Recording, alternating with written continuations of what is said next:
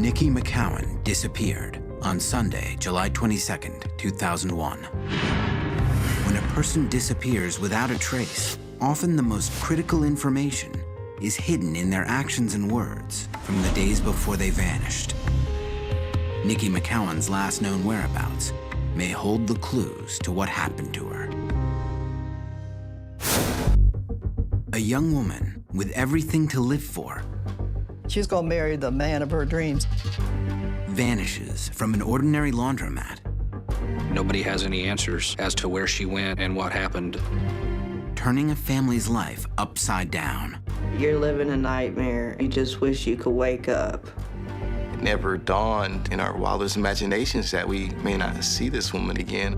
The case stumps police. The case goes cold on us. It just dries up. Until an unsolved murder of a different woman offers clues. It was an anonymous tip, and they just stated that we needed to look at him as a possible suspect. Does someone know what happened to Nikki McCowan? Until they can prove it to me, she's still alive to me.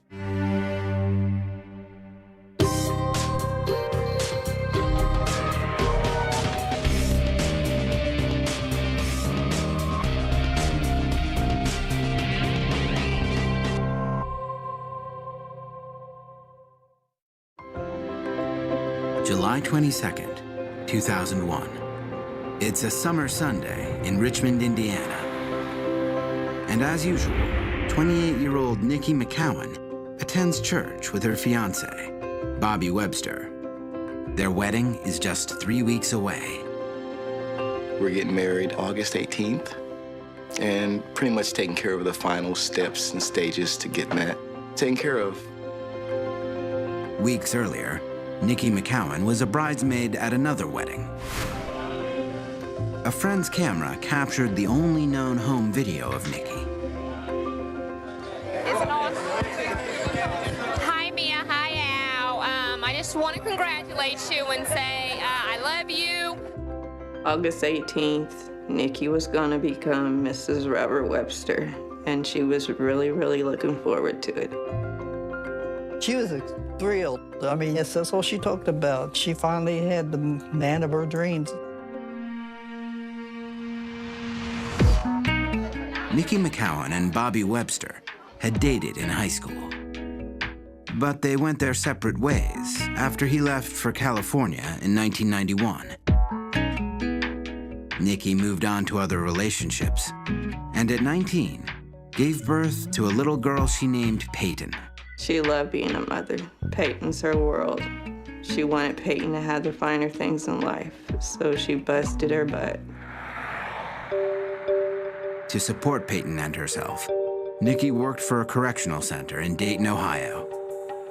She started out as just a guard, and from there she worked her way up to a head accountant. She really excelled in just about anything she went after. She had long-term goals. Nikki wanted to be either an FBI agent or a U.S. Marshal. She was going to school. She's taking some criminal justice classes. In 1998, Bobby Webster returned from California. Older and more mature, he decided Nikki was the woman for him, and he proposed marriage. What attracted me to Nikki was her strong will. She knew what she wanted, and she went out and got the things that she did want, and her mind was made up before she even started. Nikki's parents and her 9 siblings are thrilled.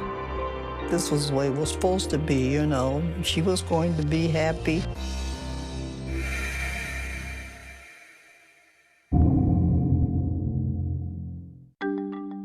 That Sunday afternoon, in July of 2001, Nikki and Bobby busied themselves with wedding preparations and household chores.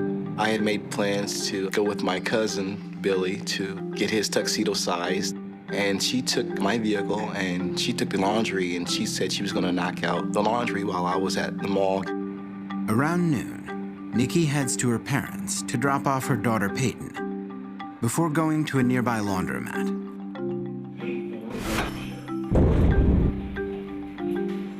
Last thing I said to Nikki was, I'll be back by 4 or 5 to do the wedding invitations that evening. A few hours later, Nikki drops by her parents' house again, while her clothes are in the dryer. During this visit, Nikki seems agitated. Something was really bugging her, like she couldn't throw it off. I kept saying, now calm down, Nikki, calm down, you're gonna be okay. Nikki tells her mom that there are some men hassling her down at the laundromat. And I said, well, Nikki, if it's troubling you that much, my washer and dryer is downstairs. Just go get your clothes and bring them here and finish drying them down there. She said, I'll be okay, Mom. Minutes later, Nikki leaves her parents to return to the laundromat. She said, I'll be back, Mom. And I said, okay, and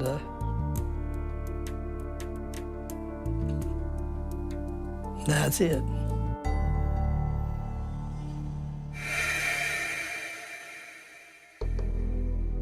When Bobby returns from the tuxedo store later that afternoon, Nikki is not yet home. I didn't see the laundry there or my truck. She kicks her sandals off the doorway. And I think that's the first thing I noticed. Her sandals weren't there, but I just figured that I'd gotten home before she did. 2 hours later, Nikki still hasn't returned. Bobby begins to worry. The time I thought something may be wrong was between 6 and 7 with no phone call or anything.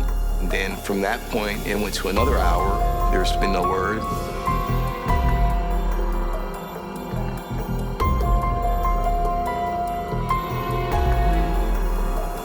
Around 6:30 p.m., Nikki's sister Michelle is visiting another sister, Tammy. She asked me if I seen Nikki. I said, no, I ain't seen Nikki. Why? What's wrong? She was like, Bobby's been calling, looking around for her. He can't find her. I was like, oh, she's probably out shopping or something. When Nikki is late to pick up her daughter Peyton, her mother assumes she's at work. I just said, oh, she's all right. I said, you know how Nikki sometimes, just on the spur of the moment, will jump in her car and go over to Ohio because she worked there. At the apartment where Nikki lives with Bobby and Peyton, there are no signs that her absence is anything more than temporary. Her essentials are still on her bedside table. She left her purse, her ID, her clothes was all there. There was nothing missing outside of the laundry that she took with her to go to the laundry.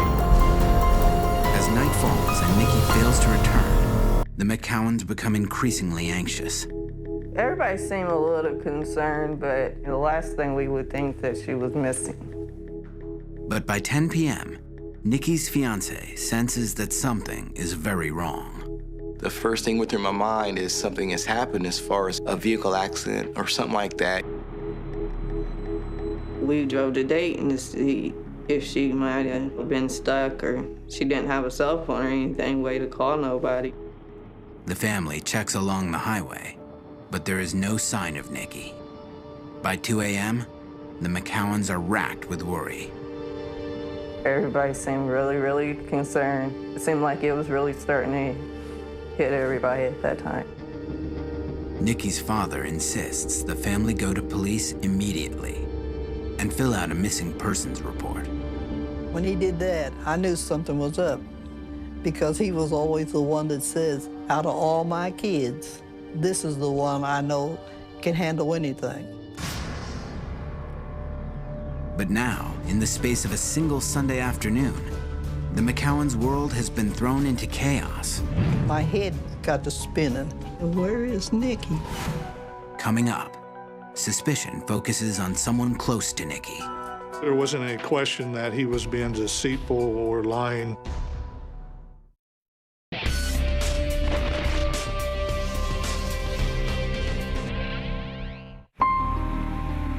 On Sunday, July 22nd, 2001, 28-year-old bride-to-be Nikki McCowan disappears from a laundromat in Richmond, Indiana. She loved life. She lived it to the fullest. it never dawned in our wildest imaginations that we may not see this woman again. I mean, that was the last thing to cross our mind.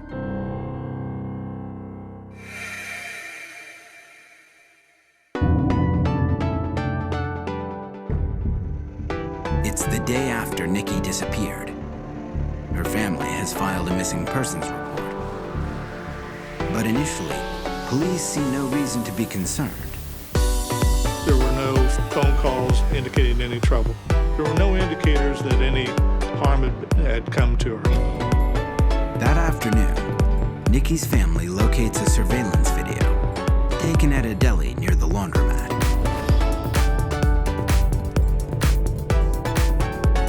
The village pantry did show her stopping in. I think she may have purchased a Coke or something. At that moment, nothing seemed out of the ordinary. The video adds to the police's impression that nothing is wrong. We can see her car sitting on the lot, and then we see her leaving, and no one following her. Earlier that Sunday afternoon, Nikki told her mother she'd been hassled at the laundromat. Police checked, but no one remembers seeing anything. They had no information that was any altercations outside the laundromat. Nothing really raised red flags on it. Police instead speculate that Nikki may have voluntarily left her fiancé. We thought, well, okay, were they fighting, were they arguing, or did she have cold feet? And just decide that, hey, I'm taking off. The members of Nikki's family disagree. They don't believe Nikki would willfully disappear. She wouldn't let me Peyton. I knew this wasn't her, and she wanted this wedding so bad, so why would she walk away from it? Nikki's sister decides to make her job the test. I knew she didn't miss work. Work was Nikki's life. If Nikki doesn't show up at the Montgomery Pre-Release Center in Dayton, then something awful has happened. They buzzed me in. I came in, said, have she showed up for work yet? They said, no, we haven't seen Nikki. At that moment, I broke down. I started crying my eyes out. Oh my God, what's happened to Nikki? I went outside, and I just started walking the yard, and I said, where's she at, Lord? And I kept saying, Lord, just bring her home. I don't know where she's at, but just bring her home. Immediately, the family hits the road in search of Nikki. We were looking, searching, knocking on doors everywhere that we think she may have gone. We passed off flyers, trying to get some attention for Nikki so we could get some help. For police, Nikki's failure to show up at work also raises a red flag. That started the process. We put investigators out checking hotels, start making phone calls. Police also knocked on doors near the laundromat, hoping to talk to people who frequent the area. We had investigators go down there and interview people to see if they knew anything about her, remember seeing her. This foray turns up nothing concrete. Nikki's cell phone and bank accounts also lead nowhere. And a helicopter search over Richmond and Dayton fails to find Nikki's missing vehicle. Despite the lack of physical leads, police soon hone in on a possible suspect. It's the man Nikki was planning to marry. In the days after Nikki's disappearance, Bobby Webster's actions strike investigators as suspicious. The day after she goes missing, he calls the community college where Nikki was taking classes and wants to collect her unused tuition money. Right off the bat, he calls the college and is wanting all of her college money. He gets so irate with the person he talks to on the phone, lady that's in charge of the financing, talks to him and tells him that she has no money, that her college is being paid by her employer. We find out that on Wednesday, he goes to the jewelry store and tries to take back the wedding rings that she had purchased for him. By midweek, police say, Bobby Webster has canceled the wedding and demanded the deposit back. Word of Bobby's actions reaches Nikki's family. He's talking about canceling the wedding, like he knew she wasn't coming back. Why would you cancel a wedding so fast? Nikki wanted to get married so bad, so why are you already automatically giving up on her?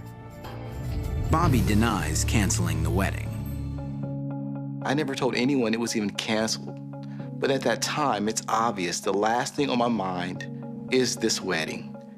I want Nikki, and then the wedding is second to that. He also denies trying to wring money out of Nikki's college. Yes, I inquired about her student loan, but I wasn't trying to get it. The ring, he says, was returned for good reason. I just wanted the deposit back to buy a cell phone because we didn't have one at the time, and there was so much running around involved. I just thought that might be a tool that would help us. Nevertheless, police ask Bobby Webster to take a polygraph test. One of the questions that they ask him is, did you have anything to do with the disappearance of Nikki McCowan, or do you know anything about her disappearance? And he said no, and according to the polygraph operator, it about blew the needle off the chart, indicating that he was lying to us. The question that we're asked was, do I feel responsible? Who isn't going to feel responsible for not being there to protect their woman if they think she was in a position where she needed help? In spite of Bobby Webster's actions and the failed polygraph test, police do not arrest him. We still have no evidence to link him to any crime. There's no proof at this point that anything happened. They don't have any evidence to suggest that, you know, there was a murder, that anybody did anything that they shouldn't have to Nikki McCown. All Richmond detectives can do is label Nikki's fiancé a person of interest. The person of interest, by definition, is someone who is able to give the police information that could help them with a case. He knows something more than what he's telling us, and it's a matter of trying to get him to talk. I have no knowledge of anything that happened to my fiancée, Nikki McCowan, that day. Why would I want to do anything to the most wonderful person in my life? Webster believes that the police's focus on him is using up valuable time in the investigation. You can't get any further off the scent of the trail than now messing with me. I knew that. They didn't, but I did. So I kind of had doubts that they would even solve this case. At this point in the investigation, detectives have no other significant leads in the case. As days turn into weeks, the lack of progress angers the members of Nikki's family. The sisters or some of the brothers would make accusations. We weren't doing our job. We were looking at the wrong people. Family members begin their own aggressive effort to chase down any and all leads. People would tell us Nikki's in this house, and the whole family would get in a car and go there, and it'd get really, really chaotic because we're like wanting to kick the door in and stuff. For the police, the family's efforts to find Nikki go seriously overboard. Got to the point where we'd have to threaten to arrest them. A couple of my brothers were arrested because they were doing a lot of things they probably shouldn't have, looking for Nikki. We may have stepped on a few people's feet. I'm not going to apologize for that because I was trying to find my baby. Despite the efforts of both police and family, Nikki's trail goes cold. The McCowans shut Bobby Webster out of their family. No one wants to let me know anything now. And before, I had a good relationship with the family, but it was severed. For weeks, there are no leads. Then, 3.5 months after Nikki disappears, there's a stunning break in the case. Coming up, Nikki's car surfaces. oh my God, they found Nikki's vehicle. Now they can find Nikki.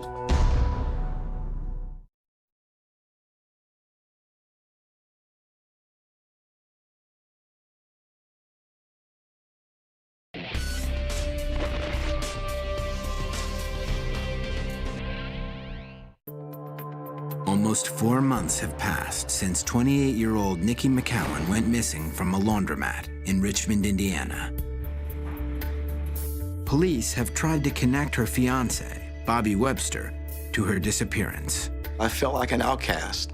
I felt like everyone just locked me away in a room and just judged me. It's unfair, but it's the path I guess God chose for me to go. Police acknowledge there's no evidence that Webster is involved. We have a lot of information, but it doesn't take us anywhere. So that leads us to a dead end.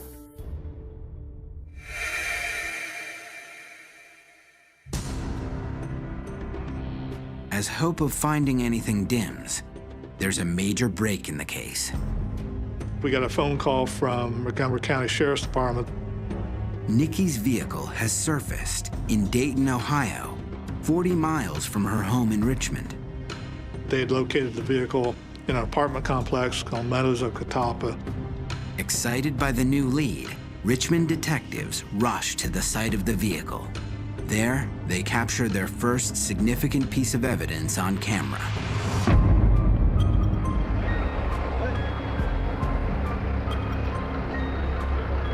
We were elated. We thought, here we go, this is gonna help us solve the case. My heart stopped. I felt like, oh my God, they found Nikki's vehicle. Now they can find Nikki. The vehicle has been left in the parking lot of a Dayton apartment complex. Amazingly, though Nikki disappeared almost 4 months earlier, police find her laundry. It's still inside the car.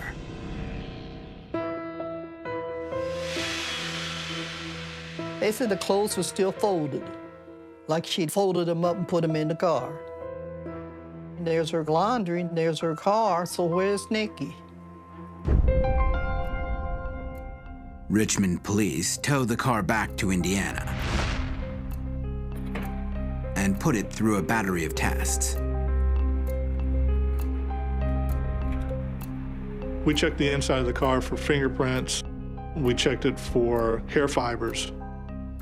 We checked it for blood to see if there was any blood stains.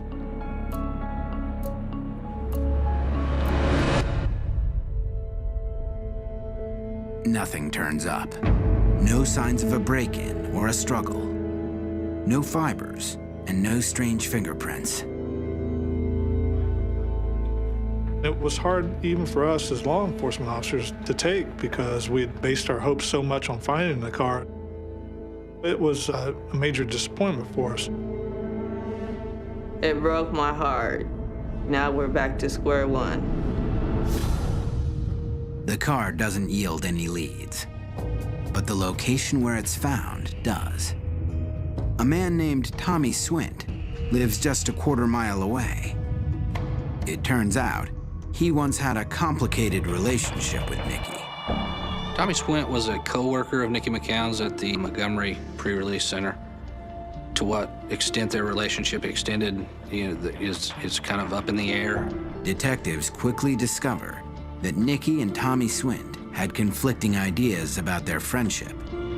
He was more like a big brother to her, but in his eyes, I think that he was looking at her in a different light than she was looking at him.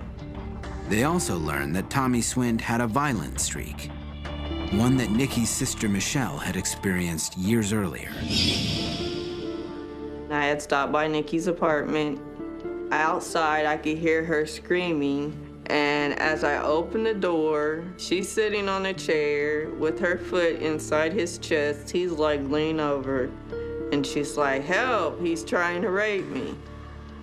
I felt that if I hadn't stopped by that day and I hadn't walked in the door, that he may have raped Nikki. Now, detectives want to talk to Swint, but Swint will not cooperate. And without specific evidence, police cannot force him to do anything. Like Bobby Webster, they tag him as a person of interest. We're not saying at that point in time that he actually killed her, but he's got information that could be helpful to us to lead us to her whereabouts and what happened to her. Despite having two persons of interest, the investigation stalls once again. It just dries up. The case goes cold on us. The McCowans struggle to keep Nikki's case in the public eye. That's the thing that they tell you to do. Keep it in the media's attention. Don't let them forget.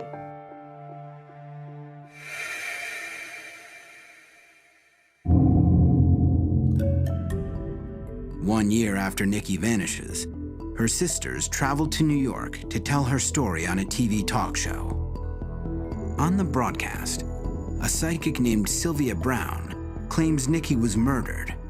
She said she died that they killed her that day, and that we would find her body in a trench somewhere around the laundromat. Nikki's sisters provide the information to police. So we, in fact, did go out and look around the area. The idea of the trench and the laundromat didn't lead us anywhere. Nikki's family keeps looking for her.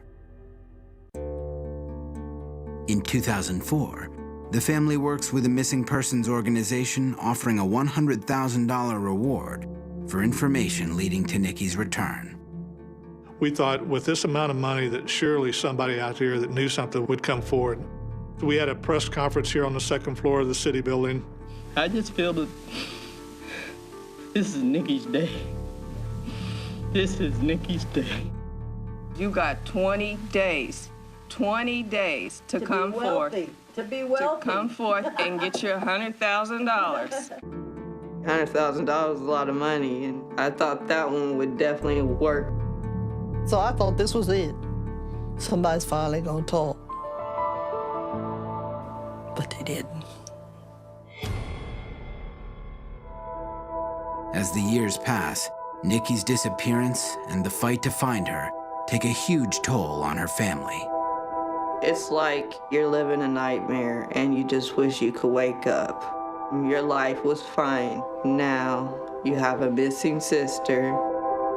Nikki's daughter, Peyton, just 9 at the time of Nikki's disappearance, grows up without a mom. For the longest, I didn't like to hear the word mom. It was hard going around watching all kinds of daughters and moms holding hands and being happy together. With Nikki gone, it's Nikki's mom and sisters who raised Peyton. On the 5th anniversary of her disappearance, family and friends gather to remember Nikki. We gathered at the laundromat and we had candles lit. Peyton, just 14, addresses the crowd and pleads for her mom's safe return.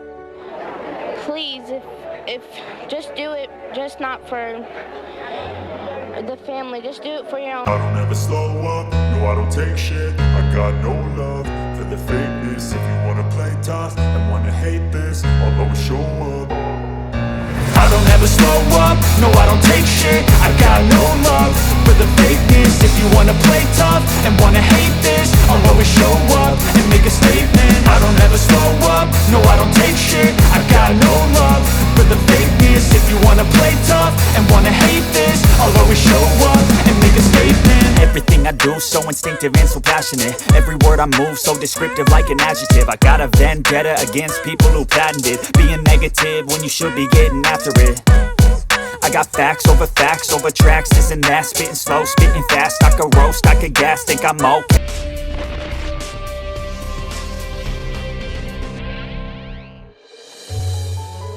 More than 5 years have passed since Nikki McCowan disappeared, leaving a trail of heartbreak and frustration for her family. She had her whole life ahead of her. We fought and fought and fought, and we get nowhere. But just as the trail threatens to go completely cold, a revelation rocks the case.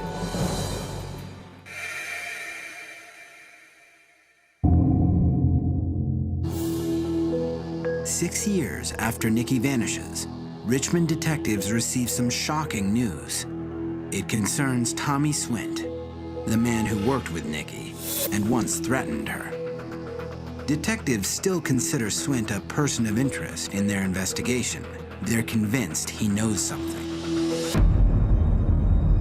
Now, they're stunned to learn Swint has been hired as a police officer for the city of Trotwood, near Dayton.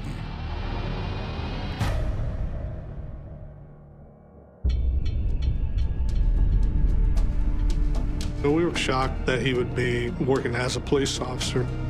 Members of Nikki McCowan's family are also stunned. They believe Swint is connected to Nikki's disappearance. How are they gonna give somebody like this a job as a police officer? How did this just slip through the cracks? I was mad. I was very much sure Tommy had something to do with Nikki's disappearance. Richmond detectives quickly informed Trotwood police that Swint is a person of interest in Nikki's investigation. We had spoke to him about the disappearance of Nikki McCowan. We had spoke to him on a couple of occasions. Now, they moved to get him dismissed.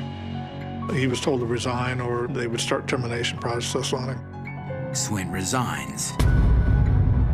Stung by his downfall, Swint responds by suing the city of Richmond and its police department. Does anyone have any questions for Mr. Swint? At a press conference, Swint and his lawyer maintain that police never conclusively told him he was a person of interest in their investigation. He was never identified as a suspect, never identified as a person of interest, never charged with a crime, never accused of being someone who was involved in anything of that nature. He was interviewed because this was a friend of his that he knew. There was not one time that Detective Redmond told me or informed me that I was a suspect or a person of interest. Police insist Swint knew he was a person of interest all along. His lawsuits go nowhere. Tommy Swint's firing and his link to Nikki McCowan land him in the headlines. It was very much all over the news. There were news stories in our paper, news stories in the Dayton paper. The coverage prompts something no one expected. An anonymous call that links Tommy Swint to an unsolved murder of a different woman.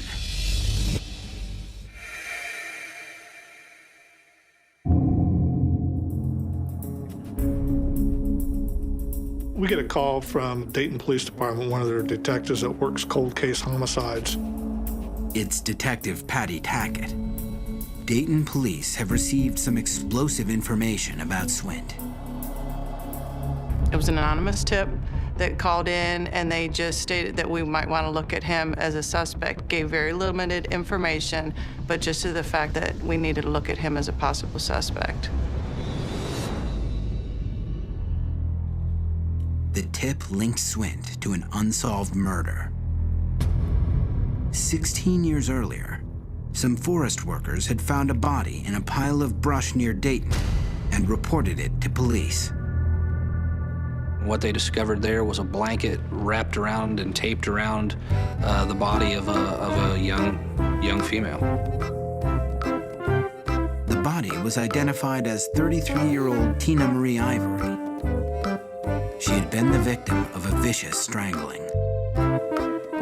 Tina Marie Ivory was a troubled young woman who had fallen into a life of prostitution and who lived in the Dayton area. At the time, stains on the blanket enabled Dayton forensic experts to create a specific DNA profile of Ivory's killer. But there was a problem. Detectives needed a suspect, a potential match for their profile. We can get DNA off of a victim or from a homicide scene, but that DNA is only as good as if we do have the suspect's DNA. There were no suspects in the Ivory case, so no match for the DNA profile. Like the McCowan case, the Tina Marie Ivory investigation went cold and stayed that way. For 16 years, they hadn't had any information as far as who did this to this woman. Until November 2007, when police received that anonymous tip linking the Ivory murder and Tommy Swint.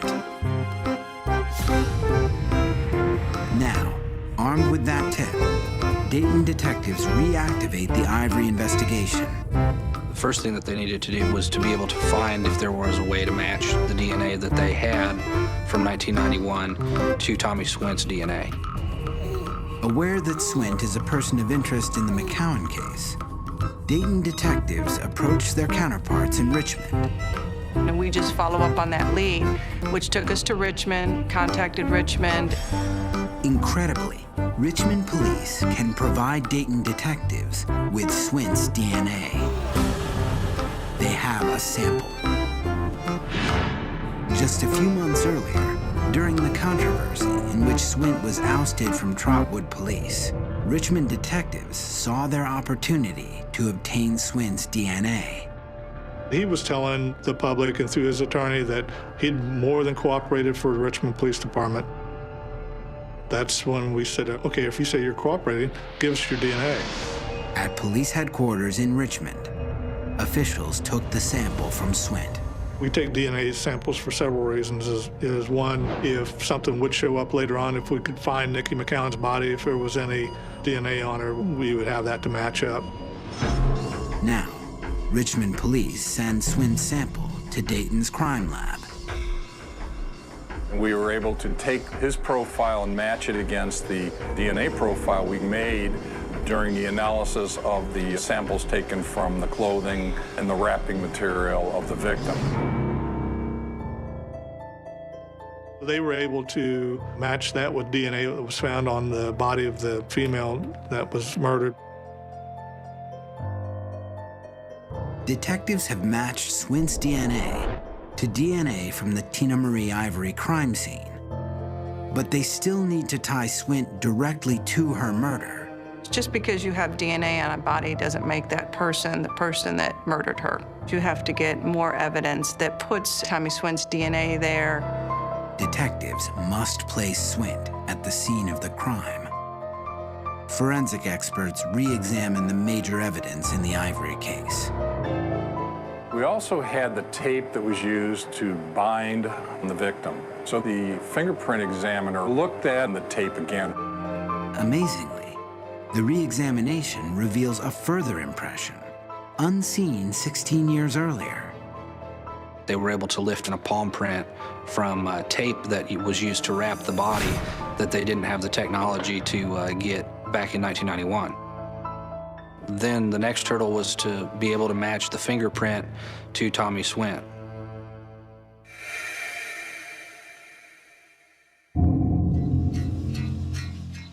Dayton detectives traveled to Alabama to obtain Tommy Swint's fingerprints. Their prime suspect has recently relocated south. We went down and actually did a traffic stop on him in order to bring him to the police station in Alabama to get his fingerprints. He was cooperative, he gave them to us. The detectives are able to interview Swint, a moment captured on a police camera. Well, if I told you we had your DNA off her, would you believe it? No, I don't believe it. And the reason is because we're not, you killed her. So what now? That you killed her. Are you stating that I killed her? I'm asking you, did you kill her? Okay, I don't if even I'm know. telling you that we have evidence that says that you did, what do you have to say to that? And all due respect. And I understand what your job is. But I'm gonna have to bring this to a close. The detectives keep questioning Swint about Tina Marie Ivory and do not ask him about Nikki McCowan's disappearance.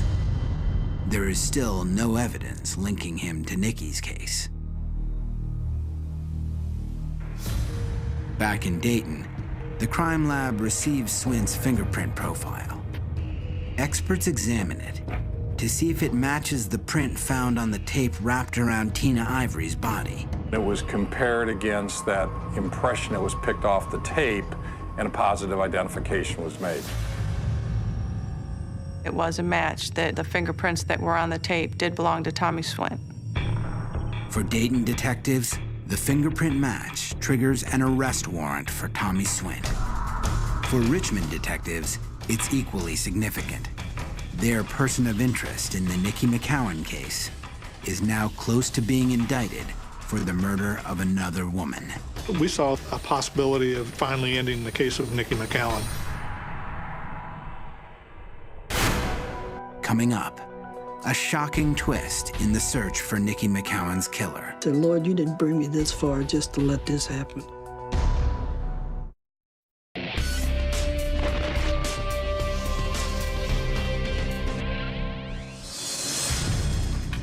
Almost 9 years have passed since Nikki McCowan vanished. Now, authorities are closing in on Nikki's former friend and coworker for the murder of a different woman.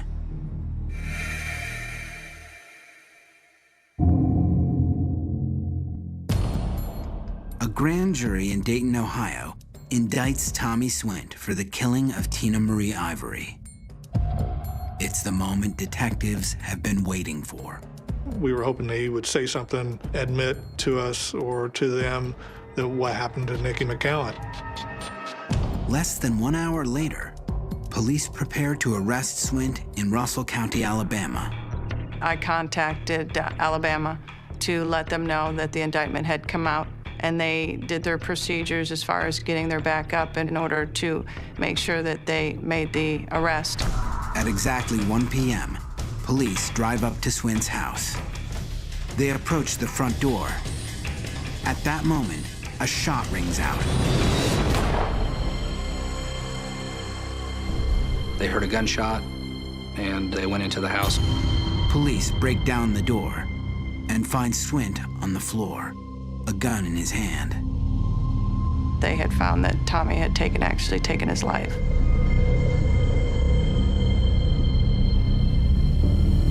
Detectives on the McCowan case are devastated. We're instantly pissed. We're angry. You know, our one shot that we thought we had of finally finding out, getting a conclusion to Nikki McCowan is up in smoke. Nikki's family hears the unsettling news. My son, he said, Mom, you know what this means, don't you? And I said, what? He said, you ain't gonna find no answer. Excuse me. I said, oh no. I said, oh, please don't let this be right. I said, so close, so close.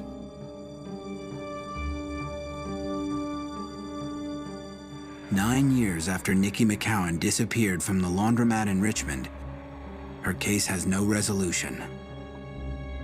Still, her family is grateful that Tina Marie Ivory's family has some answers. I feel blessed that Nikki at least brought closer to Tina Marie Ivory's family, because this wouldn't have happened if there was no missing Nikki McCowan.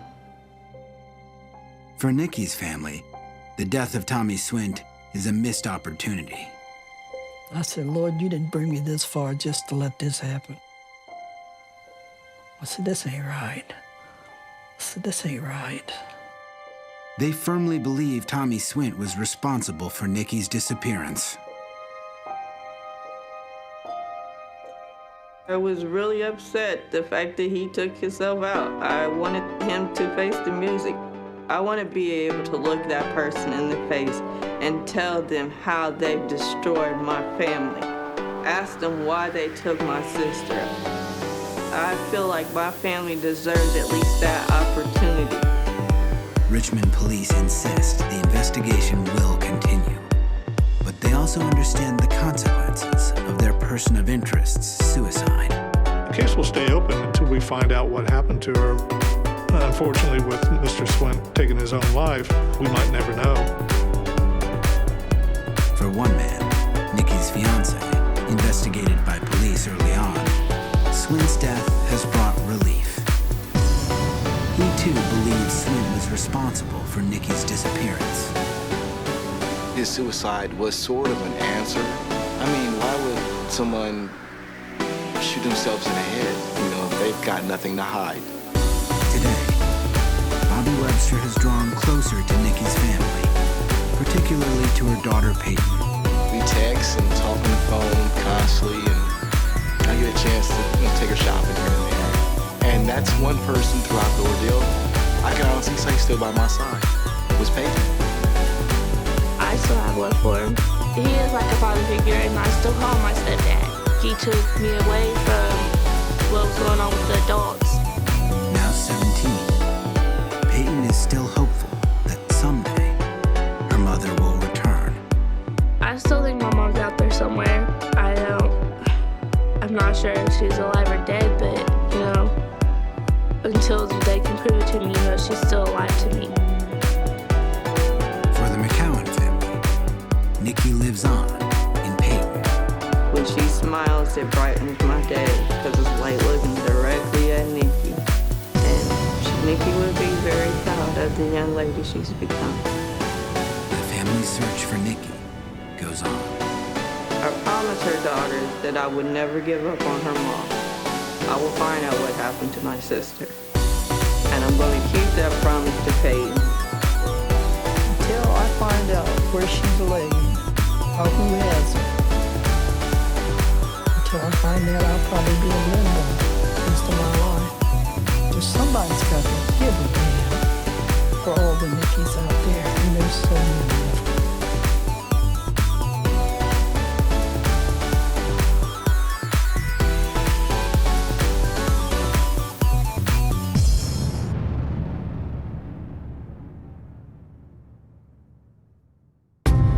Tanya Ryder disappeared on Thursday, September 20th, 2007.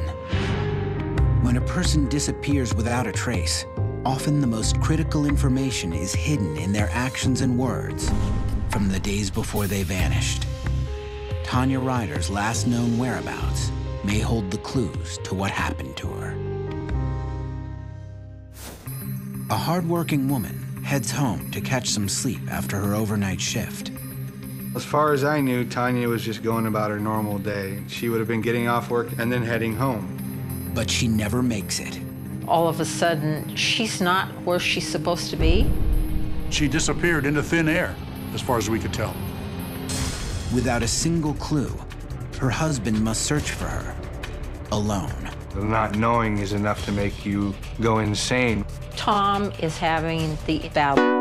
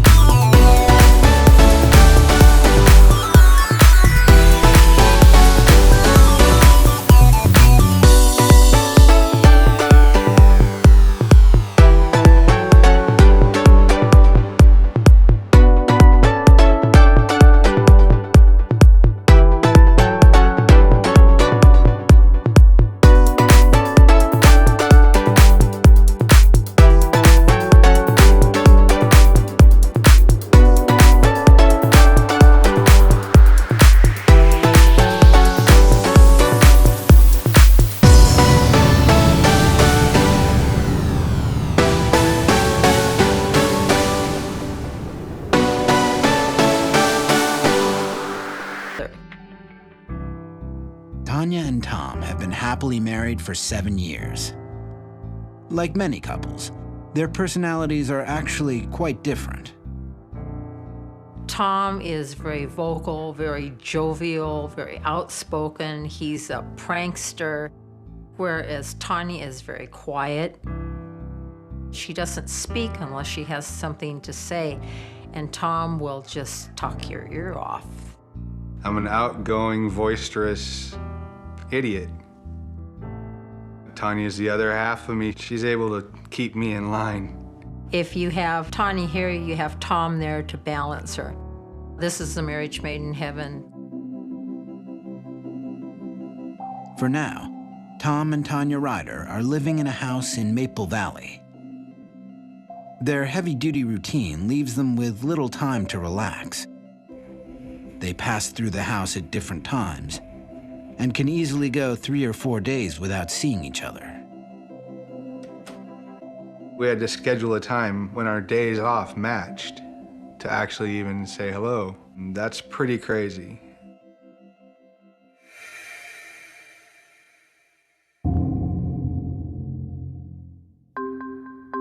On Wednesday evening, Tom and Tanya enjoy a rare moment of togetherness. She was home that night when I got home, so we actually got to talk a little bit and have a little, family time. I made her laugh, she made me laugh. Later that night, Tanya works her overnight shift at the grocery store in Bellevue. At 9 a.m. on Thursday morning, Tanya leaves the store and starts to head home. Well, as far as I knew, Tanya was just going about her normal day. I mean, she would have been getting off work at 9 o'clock, having breakfast, and then heading home. Little does Tom know, Tanya never makes it home that day.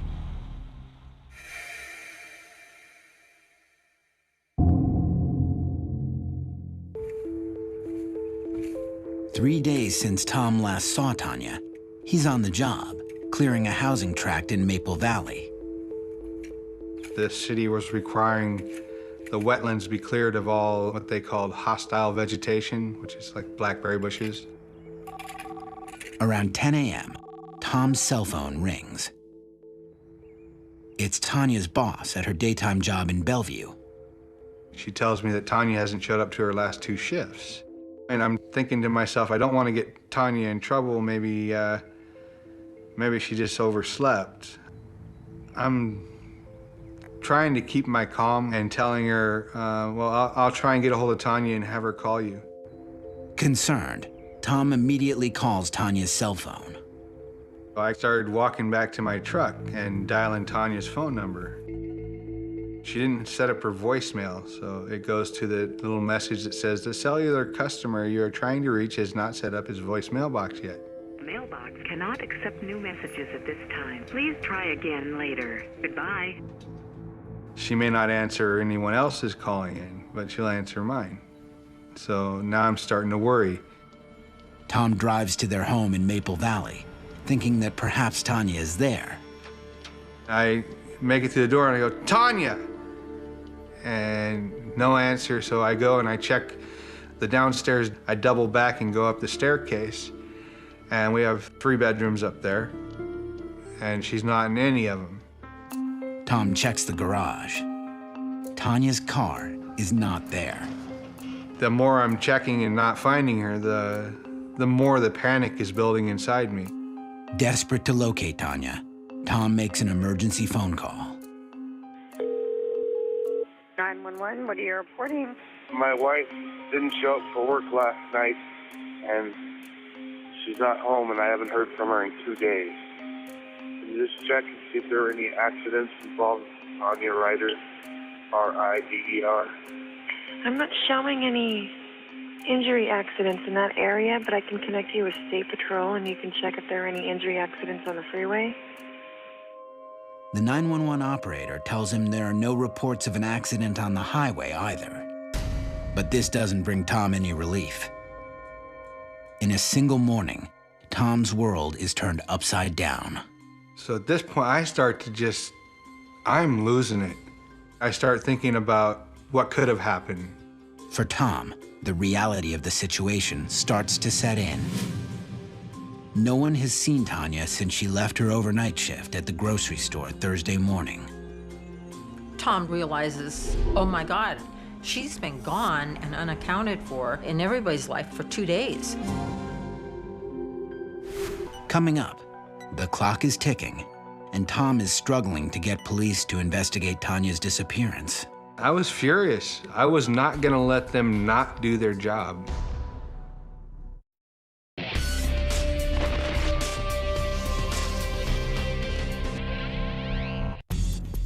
39-year-old Tom Ryder has just learned that his wife Tanya has not reported for work in 48 hours.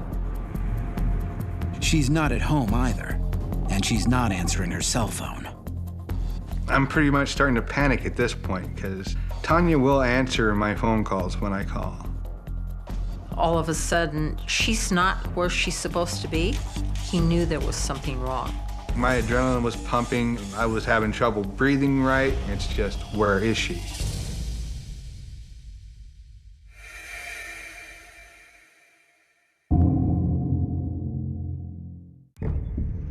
There is one more place Tom Ryder thinks to check. I'm headed to her second job, just in case that's my last safe possibility that's in my brain, is that they've changed her shift and she had to work at her second job. On the highway to Bellevue, Tom keeps trying her cell phone. There's no answer.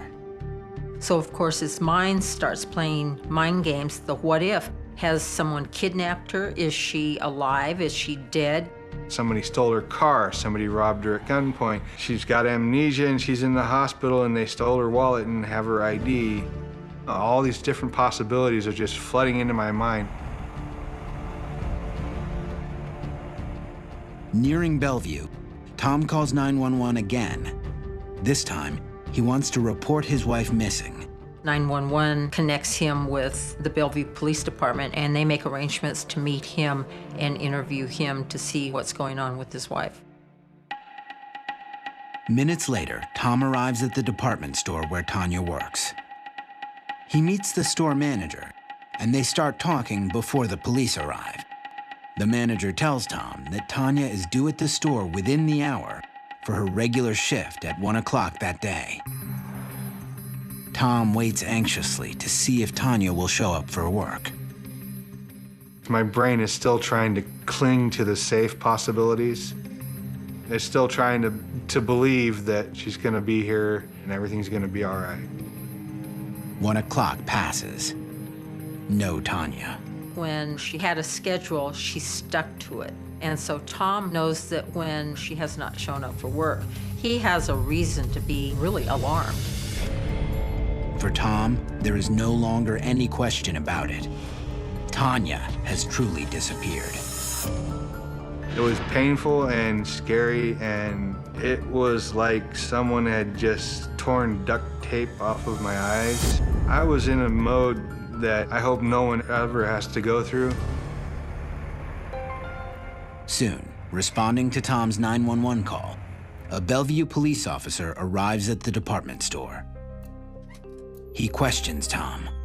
What does your wife look like? When was the last time she was seen? What was she wearing? Have there been any disputes between you? The officer determines Tanya's last known whereabouts were at her nighttime job. Immediately, they call the grocery store to speak with Tanya's boss, who is able to locate a security video that shows Tanya leaving the store at 9 a.m. on Thursday, September 20th. It's the last time anyone sees Tanya Ryder. The tape showed Tanya leaving, walking into the parking lot, apparently normal. No one was following her. They do have her leaving at 9 o'clock in the morning, Thursday the 20th, and getting into her car and driving away. She didn't look stressed, like she was being followed. Because the tape shows Tanya heading home to Maple Valley in her own car, on her own free will, the officer informs Tom he will have to refile a report with the King County Police. John Urquhart is a sergeant at that precinct. Bellevue decided she lives in Maple Valley, our jurisdiction. Therefore, the King County Sheriff's Office will have jurisdiction. Tom immediately heads back to his home in Maple Valley. I know, based on a conversation I had with the officer, that I won't get referred to the right 911 operator until I get closer to home. As soon as he crosses the county line, Tom calls 911 from the car.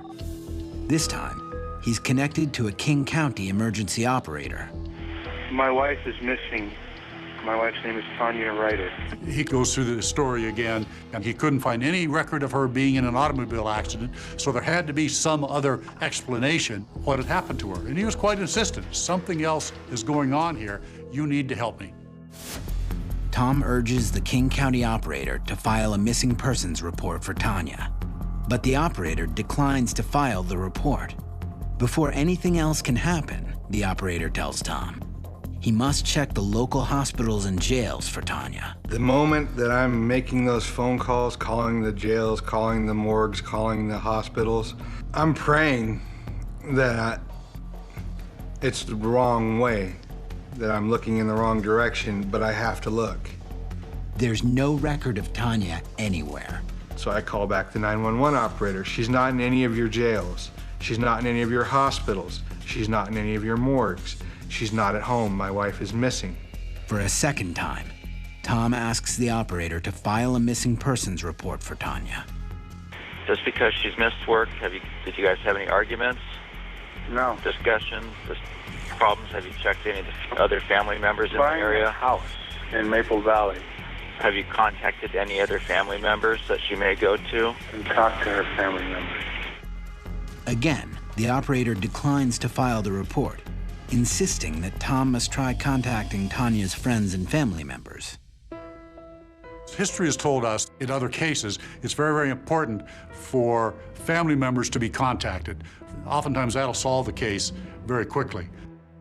I haven't called her family in years. I called each and every one of them. They didn't have a close relationship, and they haven't heard from her in months. Tom calls King County 911 a third time. He knows with each passing minute, Tanya could be in danger. So he pleads with the operator to take the report so the search for Tanya can begin.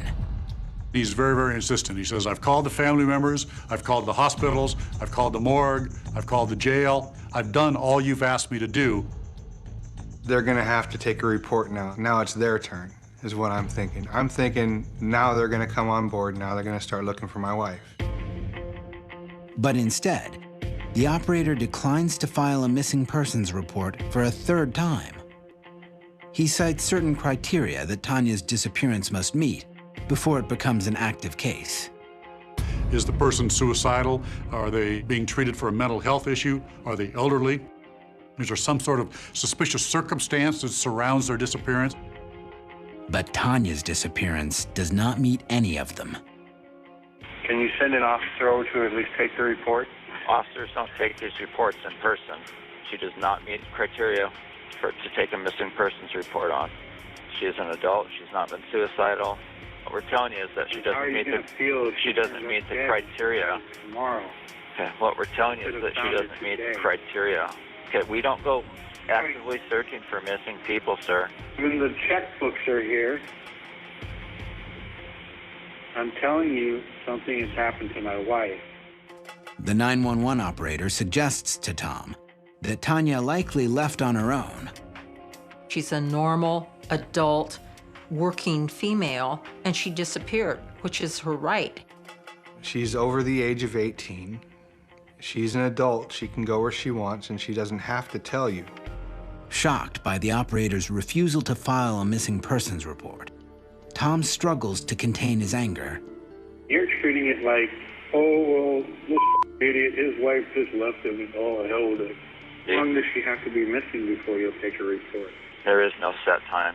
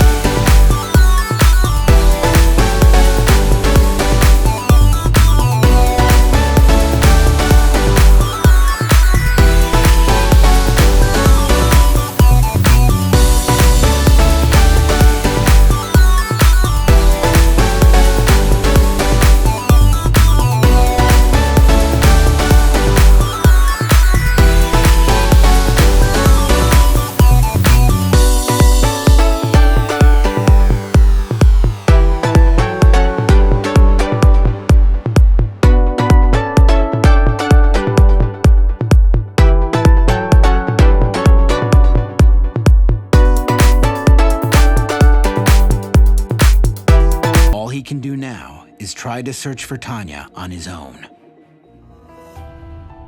As night falls across the Northwest, Tom Ryder drives up and down the roads of Maple Valley, Washington, looking for his missing wife. I was just driving back and forth, scanning the edges of the road, looking for any indication that a car had left the roadway. He's looking everywhere. He's looking in people's windows as he drives by. He's looking for accident scenes. He's looking for grease on the highway. I lost count on how many times I went back and forth. I was panicking. Late that night, Tom thinks of one final scenario. Perhaps Tanya has retreated to the site of their future dream house. Maybe she's just frazzled and she's out at the property trying to relax her nerves. I'm not believing it for 1 second, but there's no way I'm not going to go check. Tom drives 92 miles to see if Tanya is there, but she is still nowhere to be found. Hours are ticking by, minutes are ticking by, and Tanya is still missing. Coming up, Tom fights to get his wife's case activated. These people aren't helping me. In fact, they're standing in my way. And inside me, something snapped.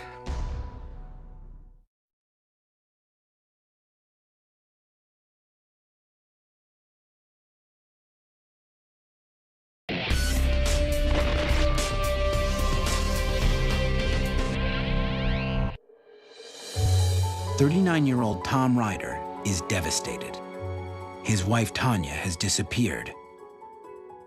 It's crazy. The man was trying to hold it together as his life is falling apart. He's also furious. Despite repeated calls to 911, Tom can't get police to launch a missing persons case. I was waging a one-man battle against overwhelming odds just to even get heard. But time is of the essence, and Tom knows he needs the police if he has any chance of finding his wife. I know I can't do it all myself. I know I need their help. The chances of finding her were better with more people looking.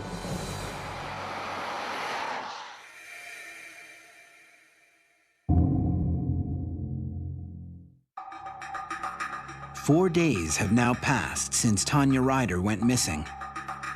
Tom makes his fourth call in 48 hours to 911.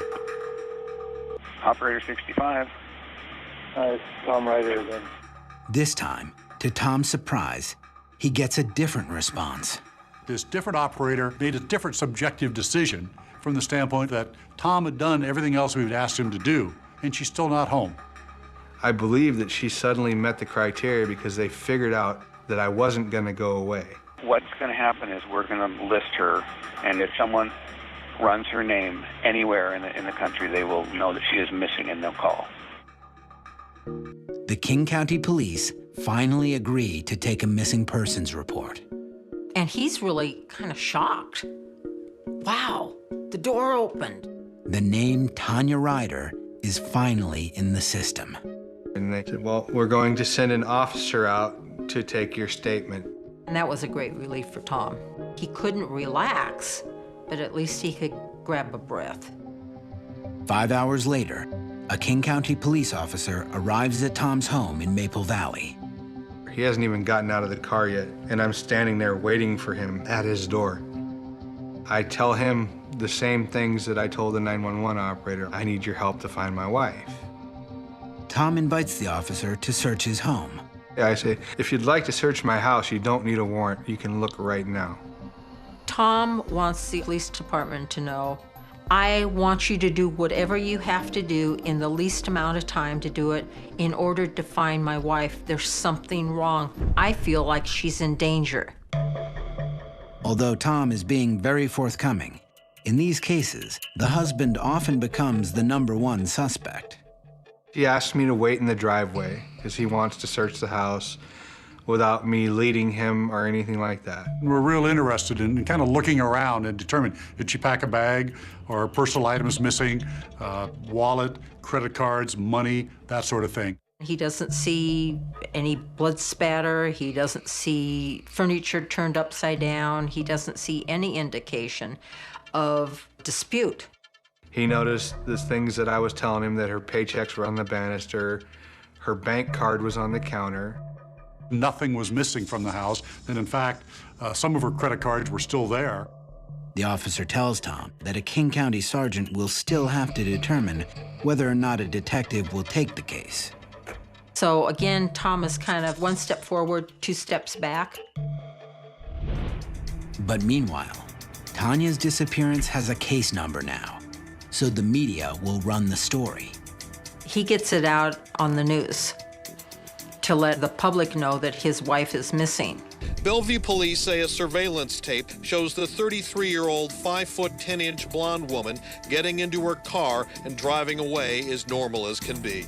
Tom says there is no reason for her to run away, and now he's putting up a $25,000 reward to help find her. I called every local media outlet at this point. I was going to make sure there was going to be an investigation.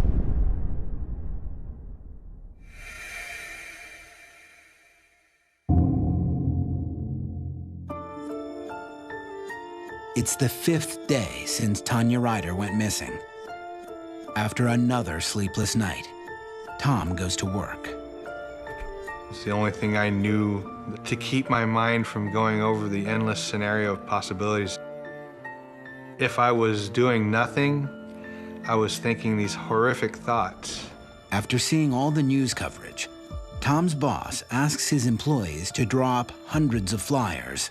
They email copies to as many people as they can. By 10 o'clock that morning, they had flyers from Canada, all the way down to Oregon and all the way over to Utah.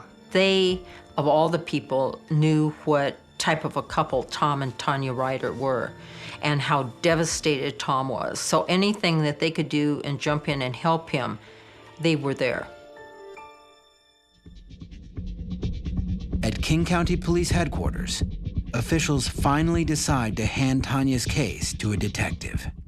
So we didn't find anything that really told us she left voluntarily, nothing that said she didn't leave voluntarily or had been a victim of foul play. So at that point, there certainly was enough questions as to where she was, so the detectives needed to do follow-up work beginning first thing Monday morning. To start the investigation, the detective needs Tanya's banking information, so police can track any recent activity on her accounts. We asked Tom, what kind of credit cards or checking accounts does she have? They need credit card information. They need bank statements and accounts and PIN numbers and codes.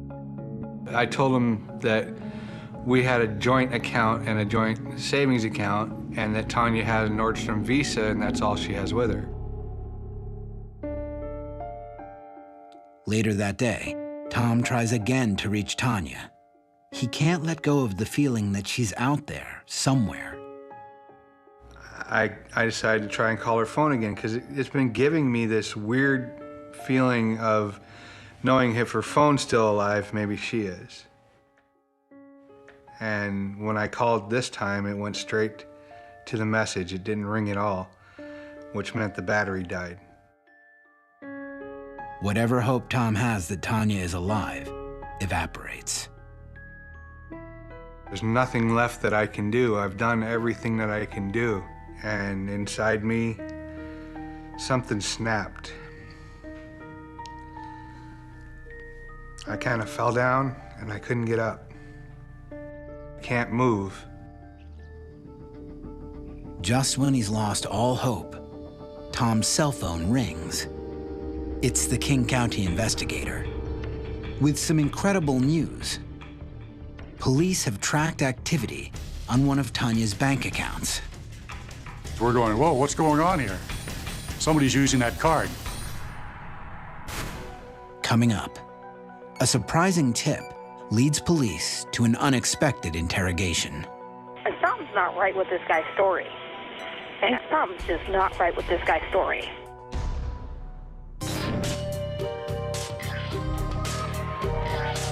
Get more Disappeared online at investigation.discovery.com.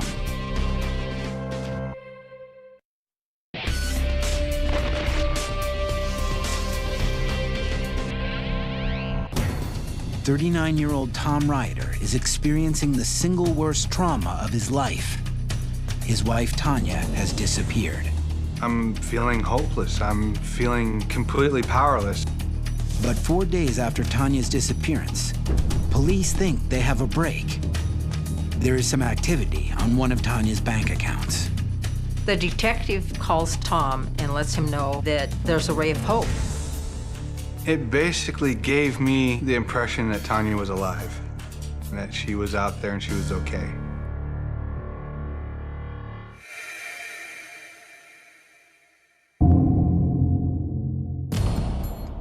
Tom calls the detective on his wife's case to inquire about the details of the new discovery.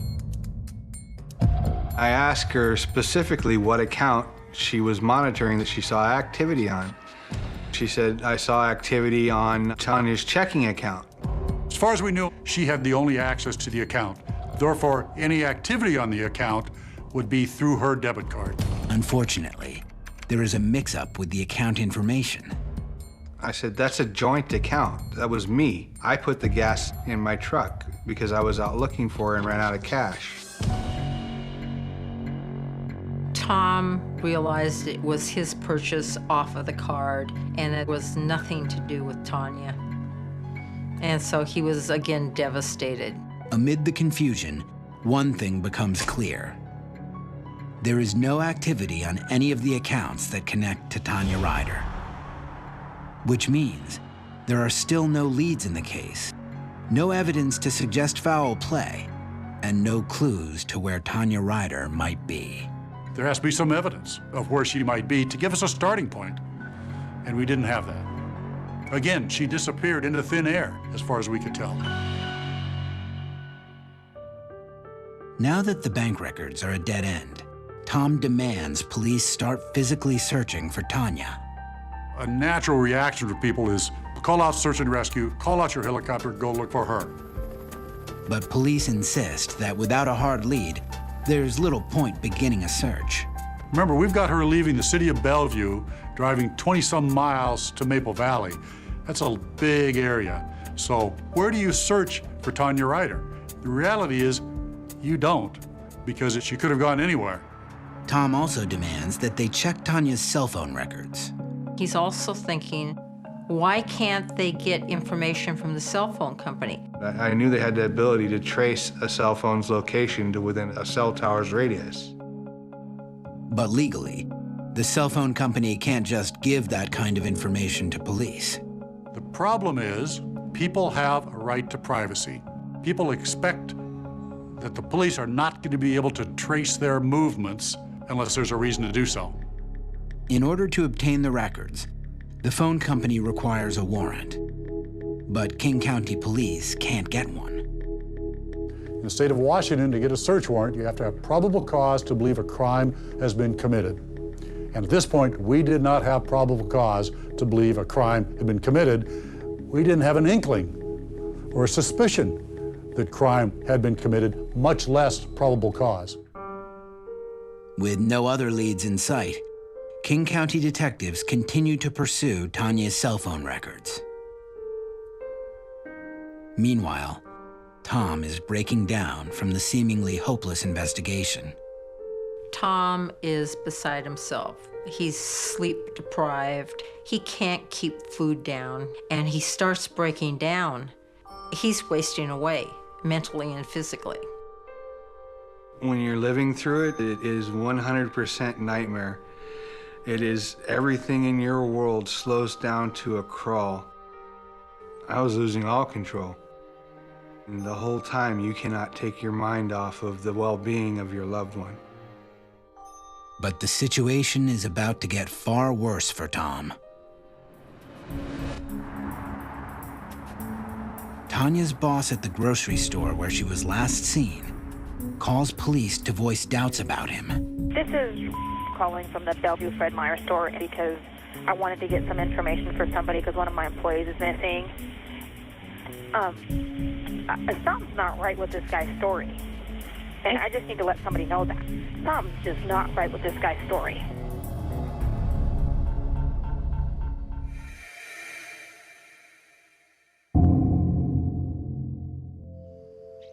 Eight days have now passed since Tanya Ryder disappeared. The recent suspicion raised by Tanya's boss is the only thing police have to go on. So they turn their attention to the husband, a usual suspect in these types of cases. But they have no evidence against Tom Ryder. We have to eliminate people from being a suspect in cases like this. And certainly the husband is the #1 suspect.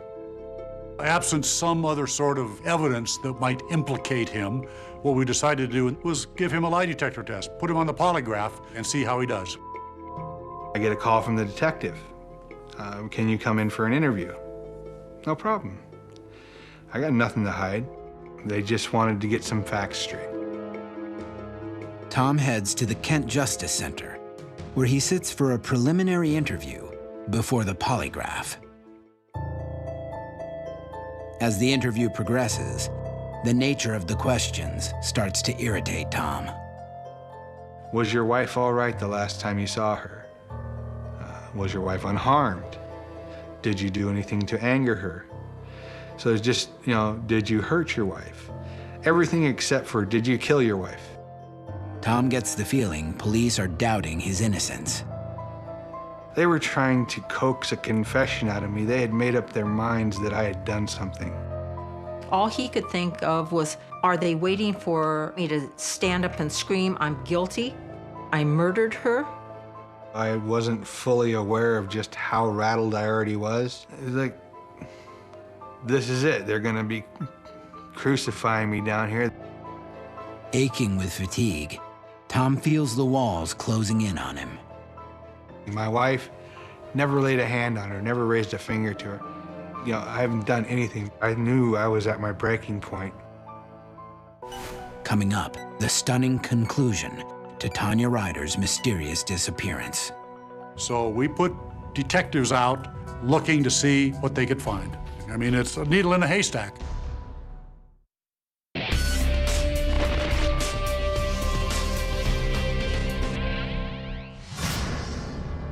In the span of 1 week, Tom Ryder has gone from a loving husband to a person being questioned about his wife's disappearance.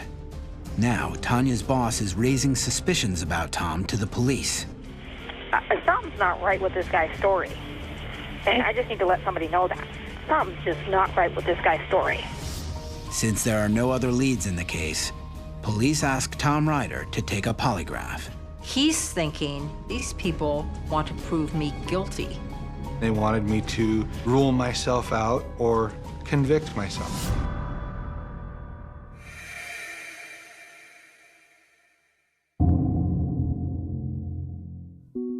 While following up on the lead from Tanya's boss, police are still pursuing a warrant so the phone company can release Tanya's cell phone records.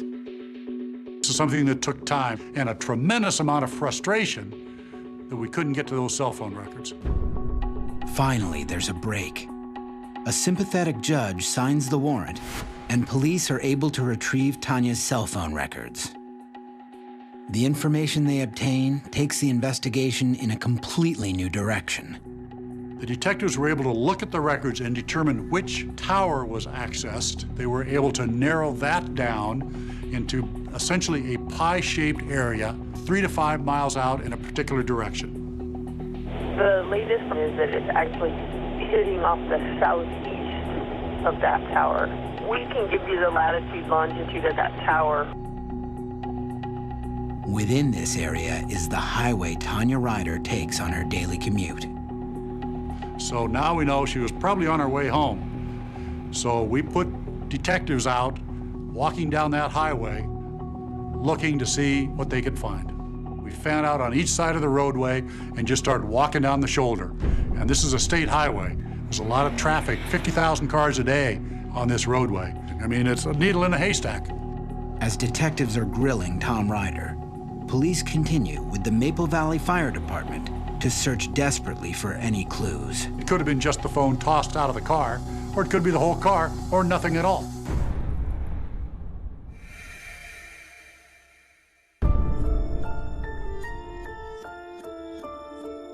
At 3:20 p.m., officials make an astonishing discovery.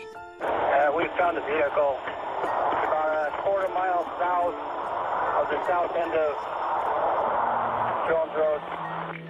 He finds the car down an embankment, off the highway, totally out of sight. but the car's down an embankment about 12 feet, upside down, and Tanya Ryder is hanging upside down, still in that car 7 days later. Rescue workers are in shock. They check inside the car to see if Tanya is alive. 170, starting. We got movement. We got movement. County, I need an aid car, please. Okay. This is that missing female, Tanya Ryder, that was on the news. We found her vehicle, and she's still moving inside of it. Oh, my God, this was a car accident. I think a car accident, and she's been trapped for this long. Okay.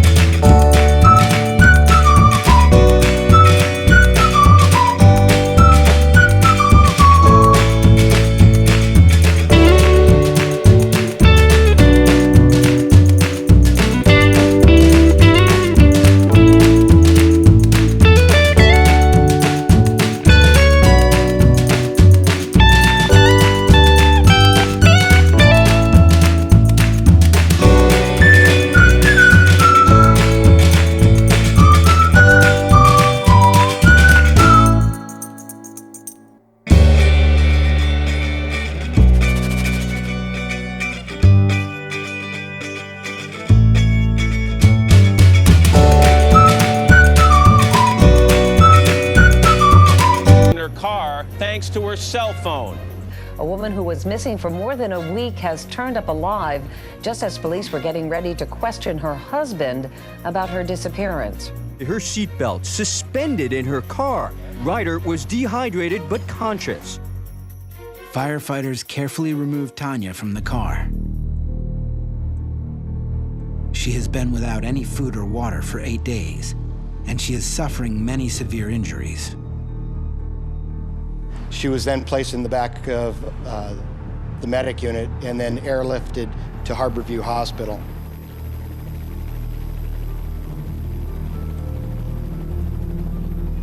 Her organs had started shutting down because of lack of water intake.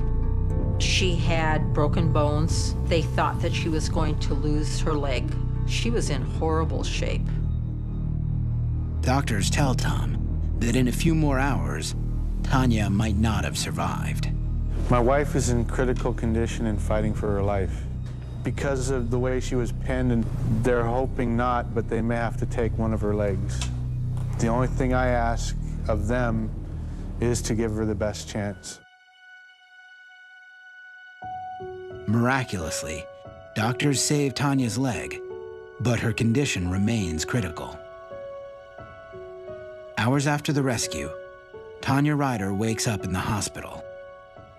The first thing I remember is waking up and seeing a nurse next to me and feeling very thirsty. I wasn't aware of what had happened to my body. Tom and Tanya's reunion is emotional for both of them. I didn't really understand everything that was going on, but when I saw Tom, I saw my comfort space. I knew everything was going to be okay. She recognized me, and I saw tears well up in her eyes. Her expression softened, the tears started to flow, and she knew that I was there. And I love her more than I love my own life. It was a big relief, but it was also absolute pain to see my wife bandaged from head to toe. Tanya's car was found less than 6 miles from their home in Maple Valley, a fact that haunts Tom to this day. I drove right past where she was off the road and couldn't see her, but I didn't know it. I drove right by her lots of times. I didn't know it. In the aftermath of their extraordinary ordeal, Tom struggles to balance gratitude with rage. She was in that car for 8 days. All I know is no one else should have to go through what she went through, when the simple pinging of a cell phone could have led him to her an hour. 1 week after Tanya's rescue, the King County Sheriff holds a news conference and apologizes to the riders for the limitations of the sheriff's office in this particular case and for the frustrations Tom endured.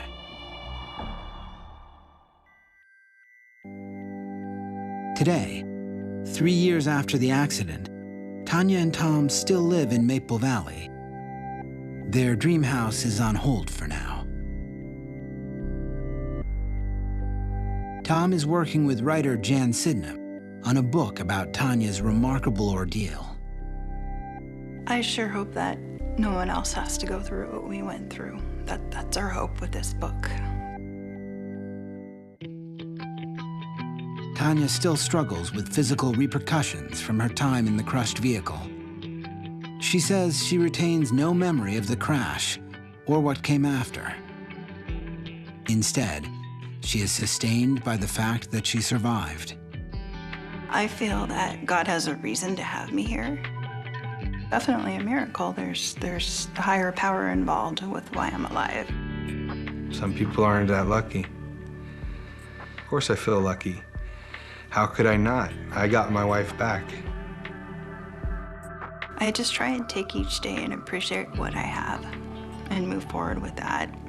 Some days it's different than others, and I just take it as it comes.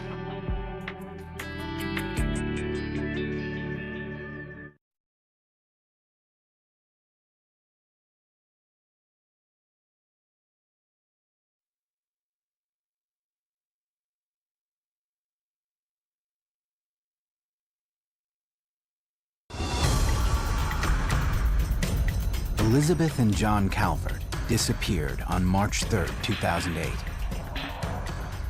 When a person disappears without a trace, often the most critical information is hidden in their actions and words from the days before they vanished. The Calverts' last known whereabouts may hold the clues to what happened to them. A much-loved couple, Liz and John Calvert, owners of a yachting resort, living the good life. They enjoyed being with family and friends and doing things that brought a richness to life. But their business is in trouble. She was starting to suspect that there might be some embezzlement going on. They confront their former bookkeeper. The former accountant, told Liz, I got it figured out. It's like a computer glitch, no worries. The next day, when the couple's nowhere to be found, police question the accountant. Well, he told us a lot that were later found to be lies. Where are the Calverts? And what does this crime scene have to do with it?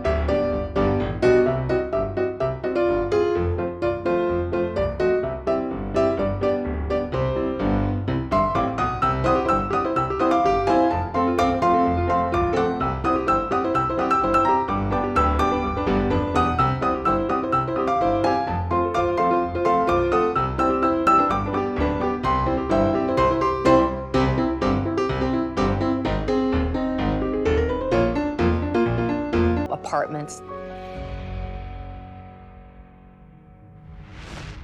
Until recently, business was going well.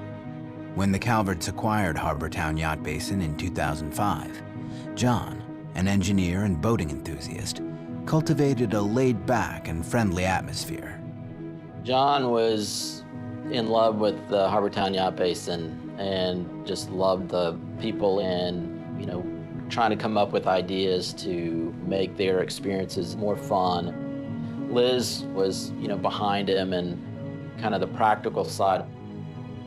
Liz helps John at Harbortown half the week. She also practices corporate law in nearby Savannah, Georgia. She was a tax attorney, and she thrived in it. She liked understanding the nuances of the tax laws, and very much detail-oriented, very much wanted to find out the resolution to a situation. Liz plans to leave her law practice and work full-time managing Harbortown with John by spring of 2008. They'll keep their houses in Atlanta and Savannah, but live on their yacht docked at the marina. I think they had life figured out. I think they enjoyed things together and enjoy each other. At the end of 2007, Liz takes on some accounting duties as part of a gradual transition to her new role managing Harbortown, while John continues catering to the clientele. I thought, what an amazing team they were going to make. Until Liz's involvement, Harbortown's bookkeeping had always been handled by an outside company, a local management firm called the Club Group. They were a hired management company to take care of the financial end. They actually wrote the checks. They were John and Liz's financial arm. The Club Group's financial and accounting practice is run by 54-year-old Dennis Gerwing, a well-liked member of the Hilton Head community. John and Dennis had been friends for years. We had worked with Dennis for 20 years. Although Dennis had already been managing Harbortown's finances prior to the Calvert's acquisition, Liz never felt completely comfortable with him. Liz was never really one to let other people manage her money, but because the gentleman that was managing the books from her perspective was someone that had been involved with the business before they purchased it, and they had every reason to trust him. But as Liz eases into her new role, she can't help but notice what seemed like careless accounting errors. She was starting to go through the books and had uncovered some discrepancies that she couldn't quite explain. And knowing Liz was going to spend whatever time she needed to try to get to the bottom of it. They decide that all of Harbortown's accounting should be in-house and under Liz's control by December 31st. They let the other firm go, at the end of 2007, and then she started in earnest, January 1 of 2008, being the accountant, if you will. And at first she didn't have any real concerns, but, she just thought that there were some things that needed explanation. John believes that whatever the problem, Dennis can shed light on the confusion easily enough. But Liz takes a more aggressive approach. It was like bills weren't getting paid, we couldn't get balance sheets. You would ask about something and you just couldn't get the answers that you were looking for. And it made Liz very nervous. Liz is beginning to think that the bookkeeping discrepancies might involve missing monies. She didn't go to a lot of detail about what she was finding, but she really wanted to get to the bottom of it before she started accusing people. It was just her nature to assume that there was a reasonable explanation. She was going to approach it in a very logical, very professional way. At some point, she came to a conclusion that she was going to talk to the accountant about that. On Sunday afternoon, March 2nd, 2008, Liz has a quick meeting with Dennis Gerwing. He says there's a reasonable explanation for the accounting errors. The former accountant, told Liz, I got it figured out. It's like a computer glitch, no worries.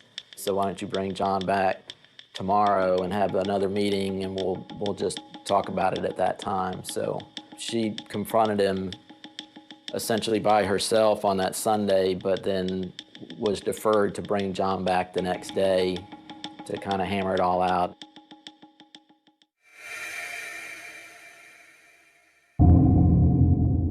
The next afternoon, Monday, Liz is on her way from her office in Savannah to the next meeting she has with Dennis Gerwing at 6 p.m. As she drives, Liz calls her friend Terry McClure to have a quick chat. The topic turns to the potentially awkward meeting that Liz is about to attend with Dennis Gerwing. And I remember trying to making a joke about her. I was like, you're gonna do this in public, aren't you? And she's like, oh yeah, there's no reason to be concerned. While Liz and Terry talk, John Calvert is touching base with Harbor Master Nancy Kappelman before he goes off to the meeting with Gerwing. Ended up talking to John about 4:30 on the phone, and we had planned to meet Tuesday morning. Neither Nancy Kappelman nor Terry McClure know it, but these conversations would be the last they have with their close friends, Liz and John Calvert.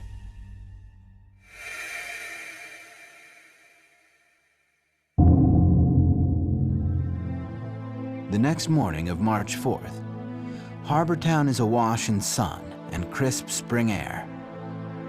Harbor Master Nancy Kappelman arrives at the marina to open for the day. She finds the lights inside the office are still turned on. It's unusual, and I think it's odd, but then I think John and Liz must have worked late last night and just left the light on. And I walked in and I saw John's briefcase, which was another kind of odd thing because I'd never seen his briefcase before.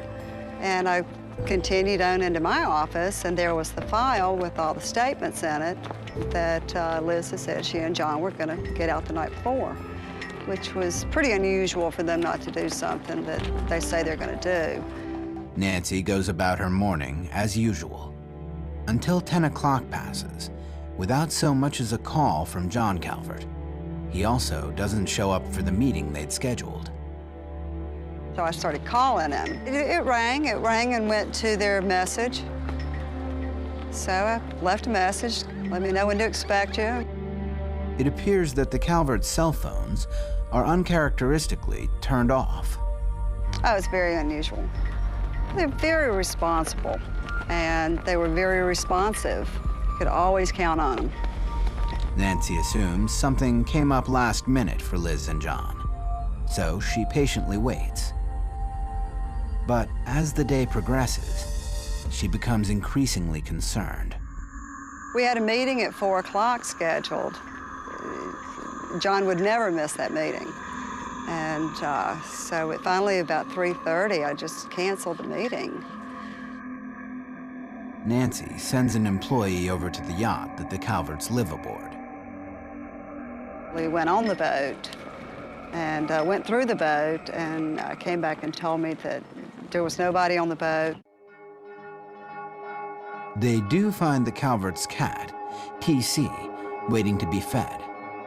Also, Liz's car is parked in her usual space at the marina's lot, but John's Mercedes is nowhere to be found. Have the Calverts taken an impromptu trip? It isn't like them to leave without word. Nancy starts trying to track them down. I knew that I had to do something. I had to figure something out. I called one of Liz's associates over the law firm in Savannah to get Dave's contact information.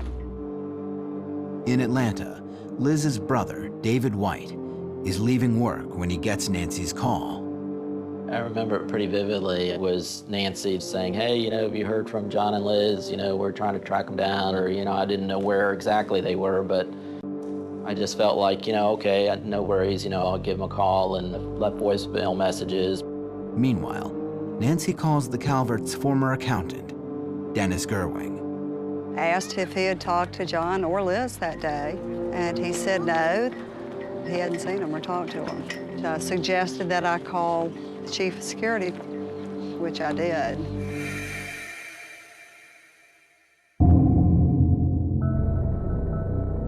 About 24 hours after the Calverts were last heard from, Nancy Kappelman files missing persons reports with the Beaufort County Sheriff's Office in South Carolina. In Atlanta, Georgia, David White does the same. I met the police over at their house here in Atlanta, let them in, looked around, and they ruled that, no one had been or disturbed the house.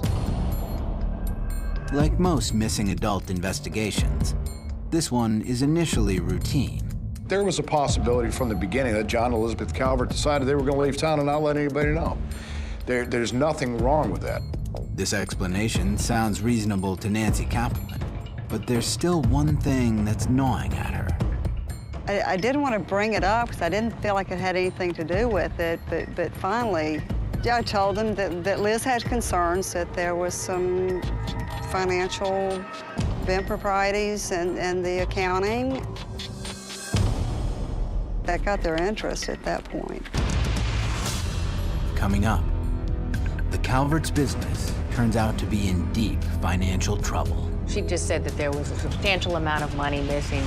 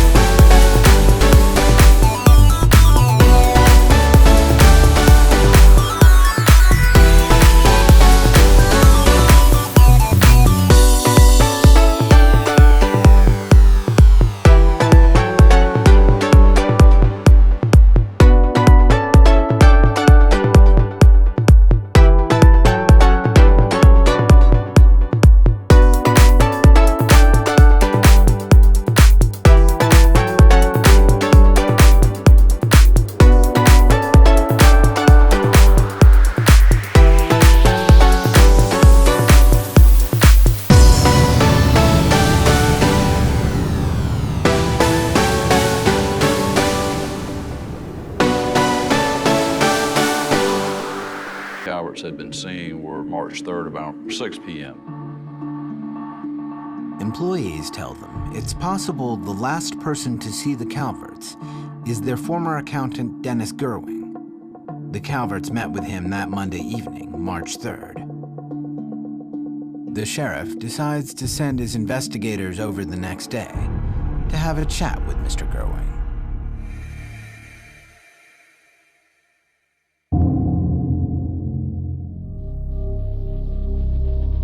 The next morning, investigators arrive at the club group to find Dennis Gerwing sitting in the same office where he apparently met with the Calverts 2 evenings earlier. He seemed concerned. He was basically telling us that they met and they discussed some financial issues and then they departed. Gerwing doesn't tell detectives the exact nature of the financial issues. But he does say they stem from an earlier discussion he had with Liz Calvert about the company's financial records. Liz was kind of put off by Dennis and told her that, you know, I'm not going to discuss this with you alone. I'm going to discuss it with you and John together. And that's when the March 3rd meeting happened. By the time of Gerwing's questioning, investigators already know from other sources where Liz Calvert had been shortly before the 6 o'clock meeting on March 3rd. And Gerwing seems to corroborate it. We noted she went to the Yellow Jacket, which was their home, so to speak, here on Hilton Head. She changed clothes and went to this meeting. John had already responded to the meeting. He was with Dennis. Gerwing says that Liz arrived at about 6:15, 15 minutes late, but the meeting only went on for another 15 minutes. Dennis Gerwing said that Liz just said, John, come on, we gotta go, and they left. They never got to the point of discussing the issues at hand. Dennis says she didn't, express why they had to leave, and commented that saw them getting in the same car. Gerwing says when he left for home 10 minutes later, John's Mercedes was gone, but he saw Liz's Mini still parked in his office lot, though he didn't think much of it. He had assumed at that point that they may have left and gone to dinner. But later, Liz's car somehow made it to its usual parking space back at Harbor Town. After leaving work, Gerwing says he took the long way home stopping at a gas station on the way. He said he got gas, bought a lottery ticket, and proceeded into the gated community where he lives. As Dennis explains his comings and goings, investigators can't help but notice a cut on his right hand. There was a few-inch laceration in the web of his right hand. It was very suspicious. He indicated that he went home after the meeting with the Calverts, and in the process of opening a wine bottle, it broke and he cut his hand. Gerwing tells cops he went back to work, stopping by a local pharmacy, a CVS near his office, to buy Band-Aids for his cut. He says he worked till around midnight, then went back home to bed. Dennis Gerwing has lived in Hilton Head for over 20 years, has a solid reputation as an accountant, and until being questioned, has never had any run-ins with police. Dennis Gerwing was sociable. He had a few close friends that owned local businesses and was trusted with a lot of money. He was not on the law enforcement radar at all. Gerwing continues to cooperate by giving police consent to search his office, home, and 2 vehicles. Investigators examine his Toyota Avalon and find nothing out of the ordinary. Then they inspect Gerwing's GMC Yukon, which has just come back from a repair shop. They immediately notice that it has been thoroughly vacuumed. When that car was examined, one of the bench seats was missing from the car. He offered the explanation that he was moving furniture. Oh, no, there's no witnesses to indicate that at all.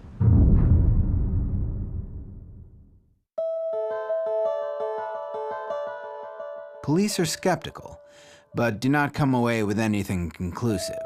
We found no evidence linking the Calverts to either of Dennis Gerwing's vehicles. Next, an evidence team turns its sights on Gerwing's office. Although it is remarkably clean, there are no obvious red flags. At Gerwing's home, another well-kept place, officers do spot something unusual. A small pile of sandy dirt on the kitchen floor, and a freshly soiled shovel leaning against the outside of the house. Dennis Gerwing offered the explanation that he had been doing some repair work to his irrigation system outside. Well, there was no evidence of any digging, so the investigators became suspicious that maybe this shovel and the dirt on the kitchen floor had something to do with the Calvert's disappearance. And when they checked the trash where he says he threw the wine bottle away, there was no broken bottle at all. Adding to their suspicions is a search of Gerwing's phone records. It seems his cell phone was deactivated at around 7:30 p.m., shortly after he met with the Calverts, and powered off until 11:15 a.m. the next day, almost 16 hours later. Why did he power off his cell phone? Did he know that we would use GPS to track his whereabouts? That were extremely obvious that something here is not right. With so many suspicious inconsistencies, the sheriff decides within hours of the initial interview to quietly change Gerwing's status from a mere witness to a person of interest in the disappearance of Liz and John Calvert. Investigators contacted him via phone and asked him to come back in for another interview the following day and to take a polygraph. Gerwing asks if he's now being considered a suspect, but because police have no evidence linking him to any crime, they tell him no. He was asked to come back for another interview just to get a few things straightened out in his statement. Gerwing reluctantly agrees to cooperate, but that phone call would prove to be the last direct contact between him and the sheriff's office. Dennis Gerwing retained counsel. Either that night or the next morning, the attorney called and said he wouldn't be in. It's a huge blow to the sheriff's investigation. Although Gerwing's statements don't add up, investigators still have no evidence to implicate him in the Calverts' disappearance. The last person known to have seen the Calverts has now clammed up and is not talking at all. So you can imagine what that did as far as the progress of the case. Coming up, what comes next is an even bigger blow to friends and family. I was scared. I didn't know what was going to happen with the business. I wasn't real sure where to turn. When I learned that they had found the car, you're like, all right, maybe there's... I don't ever slow up, no I don't take shit. I got no love for the fakeness. If you wanna play tough and wanna hate this, I'll always show up. I don't ever slow up, no I don't take shit. I got no love for the fakeness. If you wanna play tough and wanna hate this, I'll always show up and make a statement. I don't ever slow up, no I don't take shit. I got no love for the fakeness. If you wanna play tough and wanna hate this, I'll always show up and make a statement. Everything I do so instinctive and so passionate. Every word I move so descriptive like an adjective. I got a vendetta against people who patented being negative when you should be getting after it. I got facts over tracks, this and that. Spitting slow, spitting fast, I could roast, I could gas. Think I'm okay at last, but I don't know if that can erase all the past. And the pettiness, a reflection of the emptiness. Hilarious, you think you're worth my time, you're delirious. Mysterious, because you hide behind a fake exterior. Inferior, you know I'll always be a bit superior. Get off of me, this ain't no humble brag. I want you to hear words, you can say them back. I want you to feel free from the chains at last, and to believe in what you got, it was built to last, yeah. Now that I've been put through hell, I never got anyone's help. I had to do it all myself.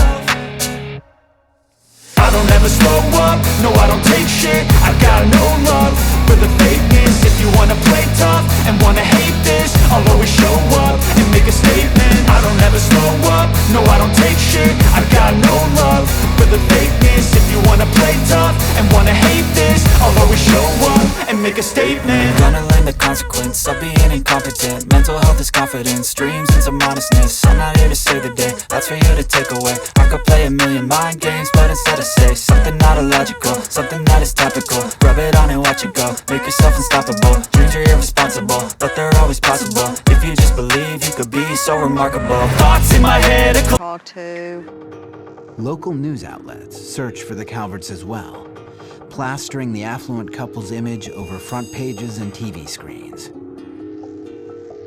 Savannah, Georgia TV reporter Holly Bounds has never seen such media interest. Typically, an everyday news story, it'll be your 3 local TV stations and 2 newspapers, max. This one, we had all national television stations there, and I think that the sheriff's office was just in an absolute overload. We were getting calls, you know, I saw a silver Mercedes, or I saw this, or I saw that, and we were tracking those leads down as they came in. The Beaufort County Sheriff's Office is coordinating its largest search effort in recent history. We utilized every resource that we had available to us. We utilized South Carolina Wildlife Department, South Carolina DNR, Department of Natural Resources. We had the FBI involved early on, and SLED, State Law Enforcement Division, including the local Hilton Head Island Fire Department for some man searches. Late into the night of March 6th, these efforts finally pay off.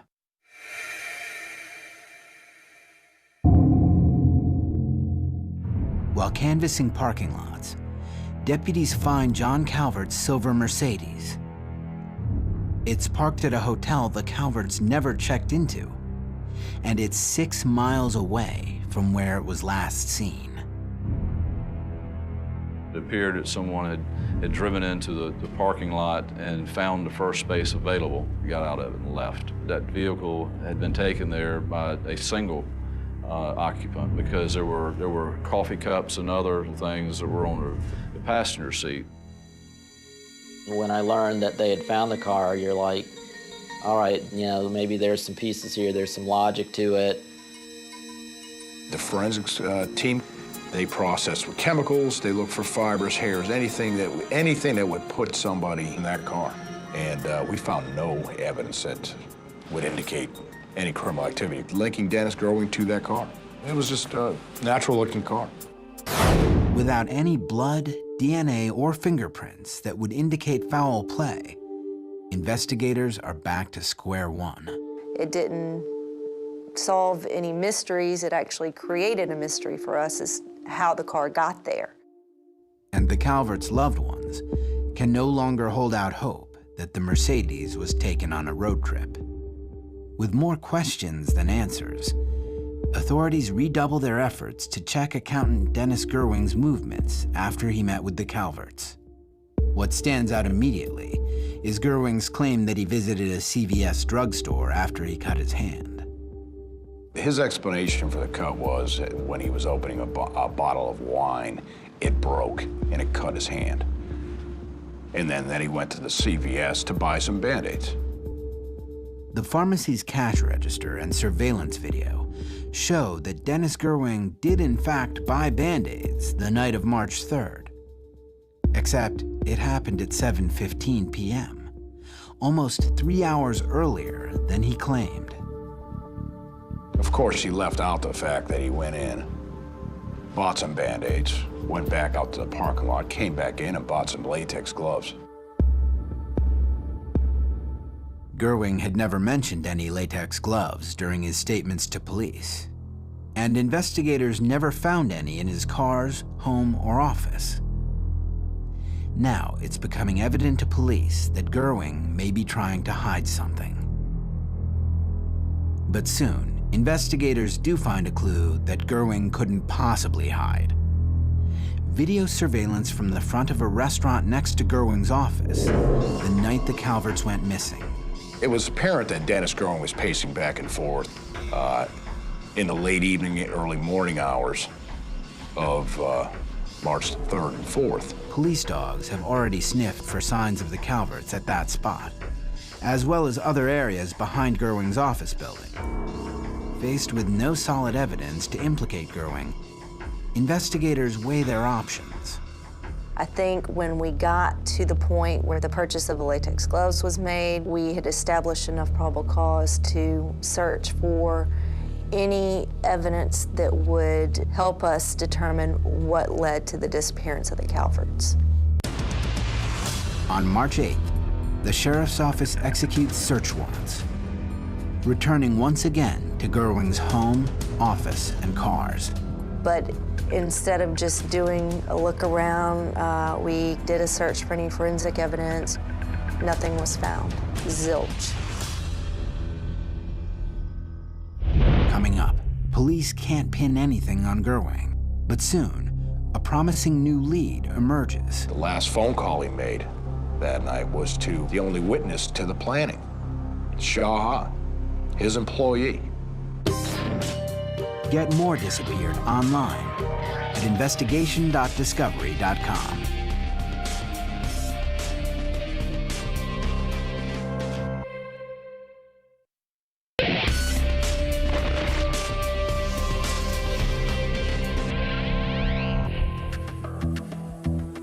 With mounting suspicion of foul play in the disappearance of Elizabeth and John Calvert, police turn up the heat, hoping to implicate the couple's former associate, Dennis Gerwing. But because he stopped cooperating, investigators turn to Gerwing's associates and friends for clues. All the people that were associated with Dennis Gerwing were investigated, were talked to, were polygraphed. And there were so many different opinions of Dennis Gerwing that we discovered during the investigation. Most never imagined Dennis Gerwing, of all people, could be involved in foul play. But some indicate that the lifelong bachelor was no Boy Scout either. Some of his social habits were questionable. He had some dealings with some extremely shady people that came out during the investigation. Except for a gambling habit and frequent sightings at a local strip club, police don't learn anything new about Gerwing's activities before the Calverts went missing. But the next day, cops get the kind of information they've been waiting for.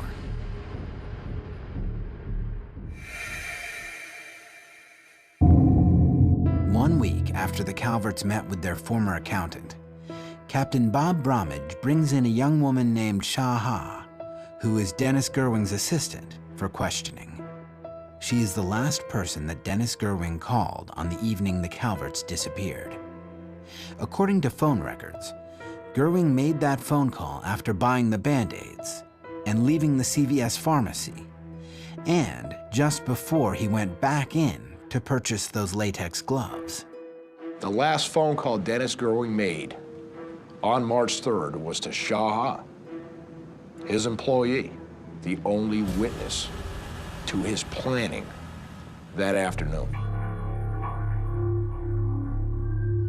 At the sheriff's office, Shaha tells investigators that a few hours before Gerwing called her, he asked that she follow him to the Hilton Head Airport so he could leave his Toyota Avalon there. While she followed him to the airport, Gerwing made a brief stop at his house.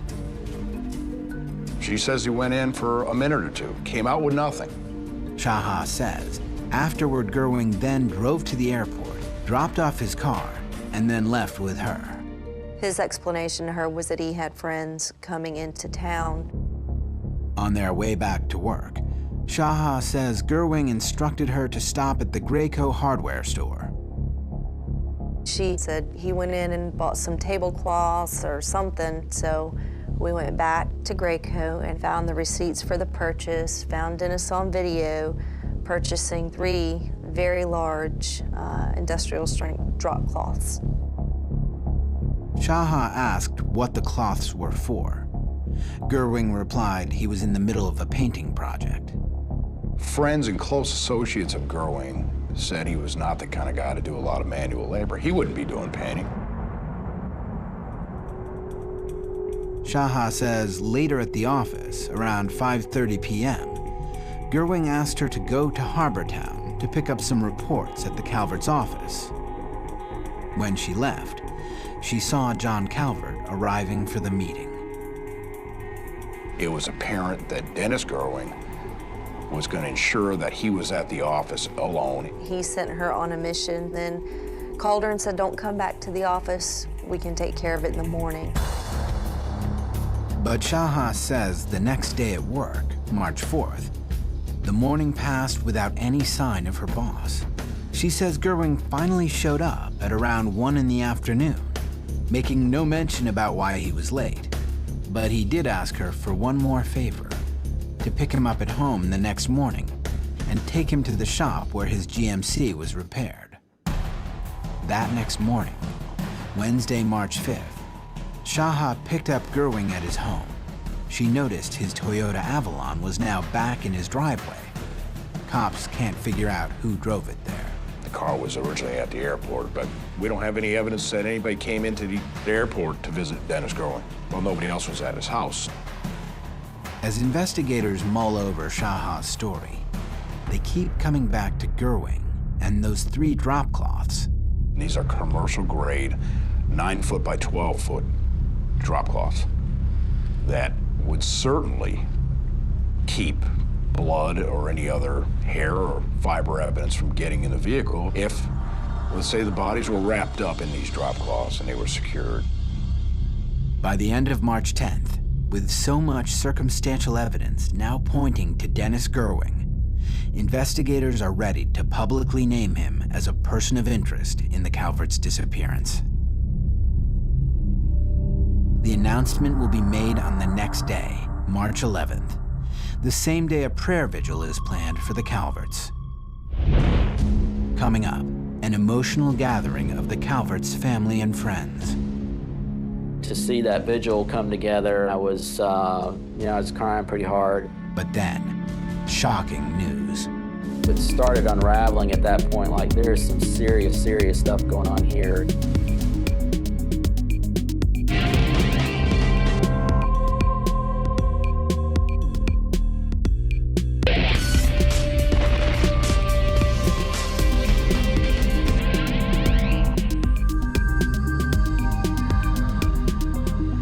March 11th, 2008. 8 days after Liz and John Calvert mysteriously vanished, family and friends are planning a candlelight vigil for later in the day. But this morning, the Beaufort County Sheriff has plans of his own to make an announcement about the last known person to see the Calverts, their former accountant, Dennis Gerwing. We were doing a press release indicating that Dennis Gerwing was a person of interest. How will Gerwing respond? The sheriff's about to find out.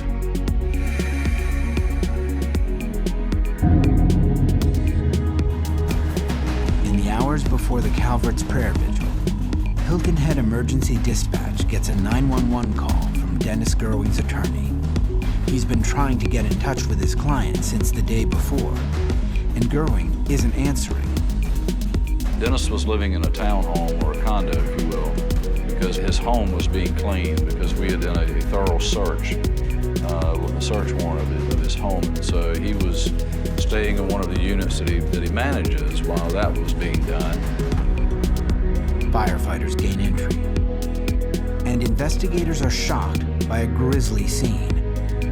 Gerwing had locked himself in the bathroom of the master suite. It was pretty violent. There was a lot of blood on the walls, on the floors, sinks and bathtub. There was 360 degrees of blood in that bathroom.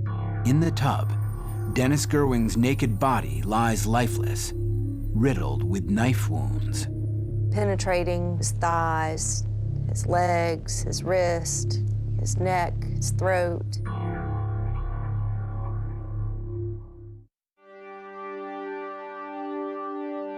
As forensic technicians process the crime scene, darkness falls at Harbortown, and a candlelight vigil honoring Liz and John Calvert is held. It was under the Liberty Oak tree, which is very special to John and Liz. Not only did they invest in it, personally, but John actually asked Liz to marry him here. You know, to see that vigil come together, I was crying pretty hard, and I got a phone call at the vigil that, the former accountant had committed suicide.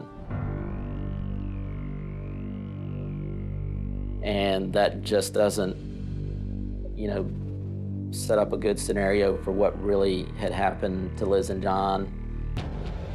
Police rule Dennis Gerwing's death as suicide, based on the weapon, a bloody steak knife found sitting next to Gerwing's right hand, a handwritten note next to the bathroom sink, and handwriting scrawled on a bedsheet in the adjoining bedroom. Of course, your hopes are up that the notes are going to include something that's going to lead us in the right direction.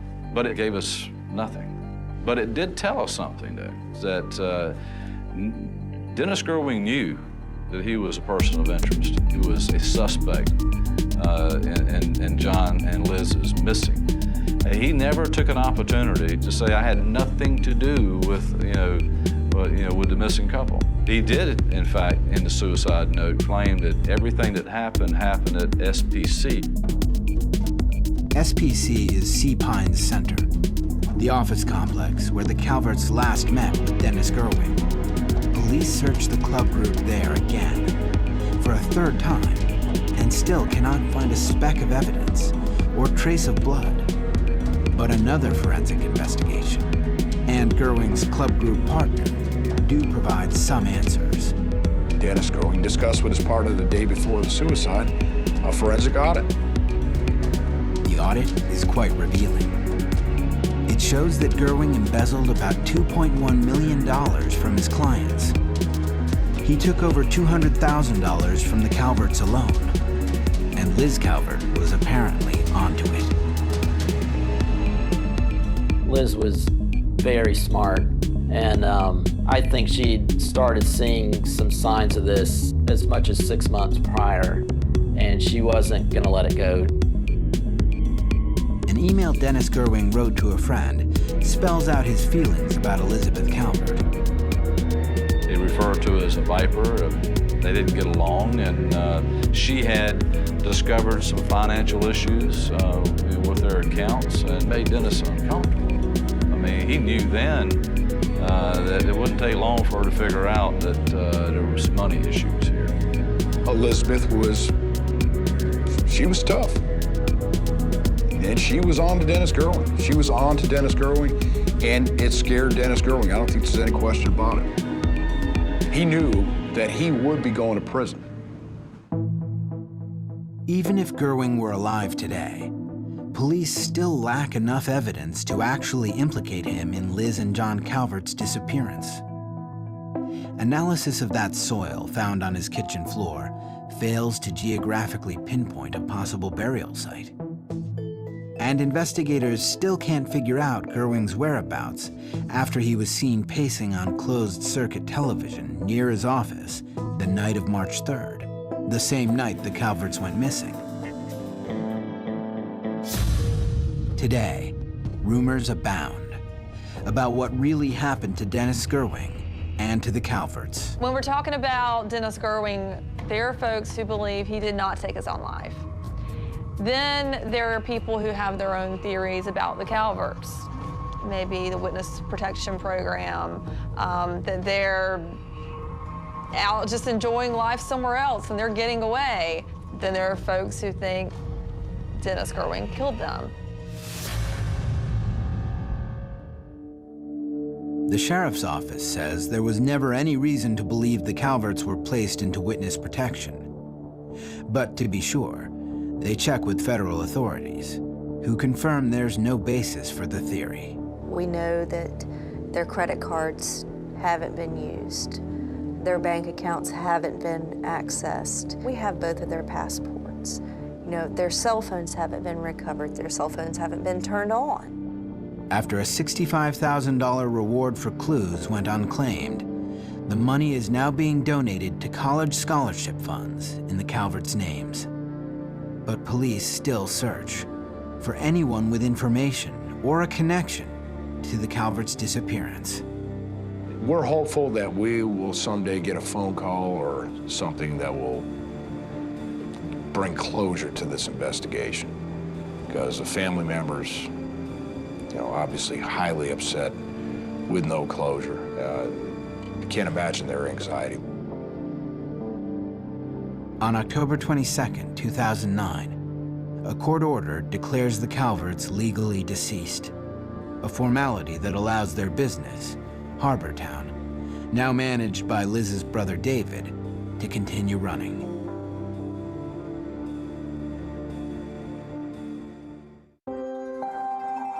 But it's little comfort for friends and family. I think for me, the hardest part is just not having John and Liz here. That the working with them, the leadership, the guidance, they were close to family to us. Liz was a great friend. I didn't realize how much I missed our conversations until they ended. And I still have her phone number in my phone. I can't quite erase it. I keep imagining, you're going to get that call one day, saying, hey, we found him. But it could also be the other end where you live the rest of your life and you don't know where they are. And I think that's not right. Once somebody harms your family, you're going to have to live with it.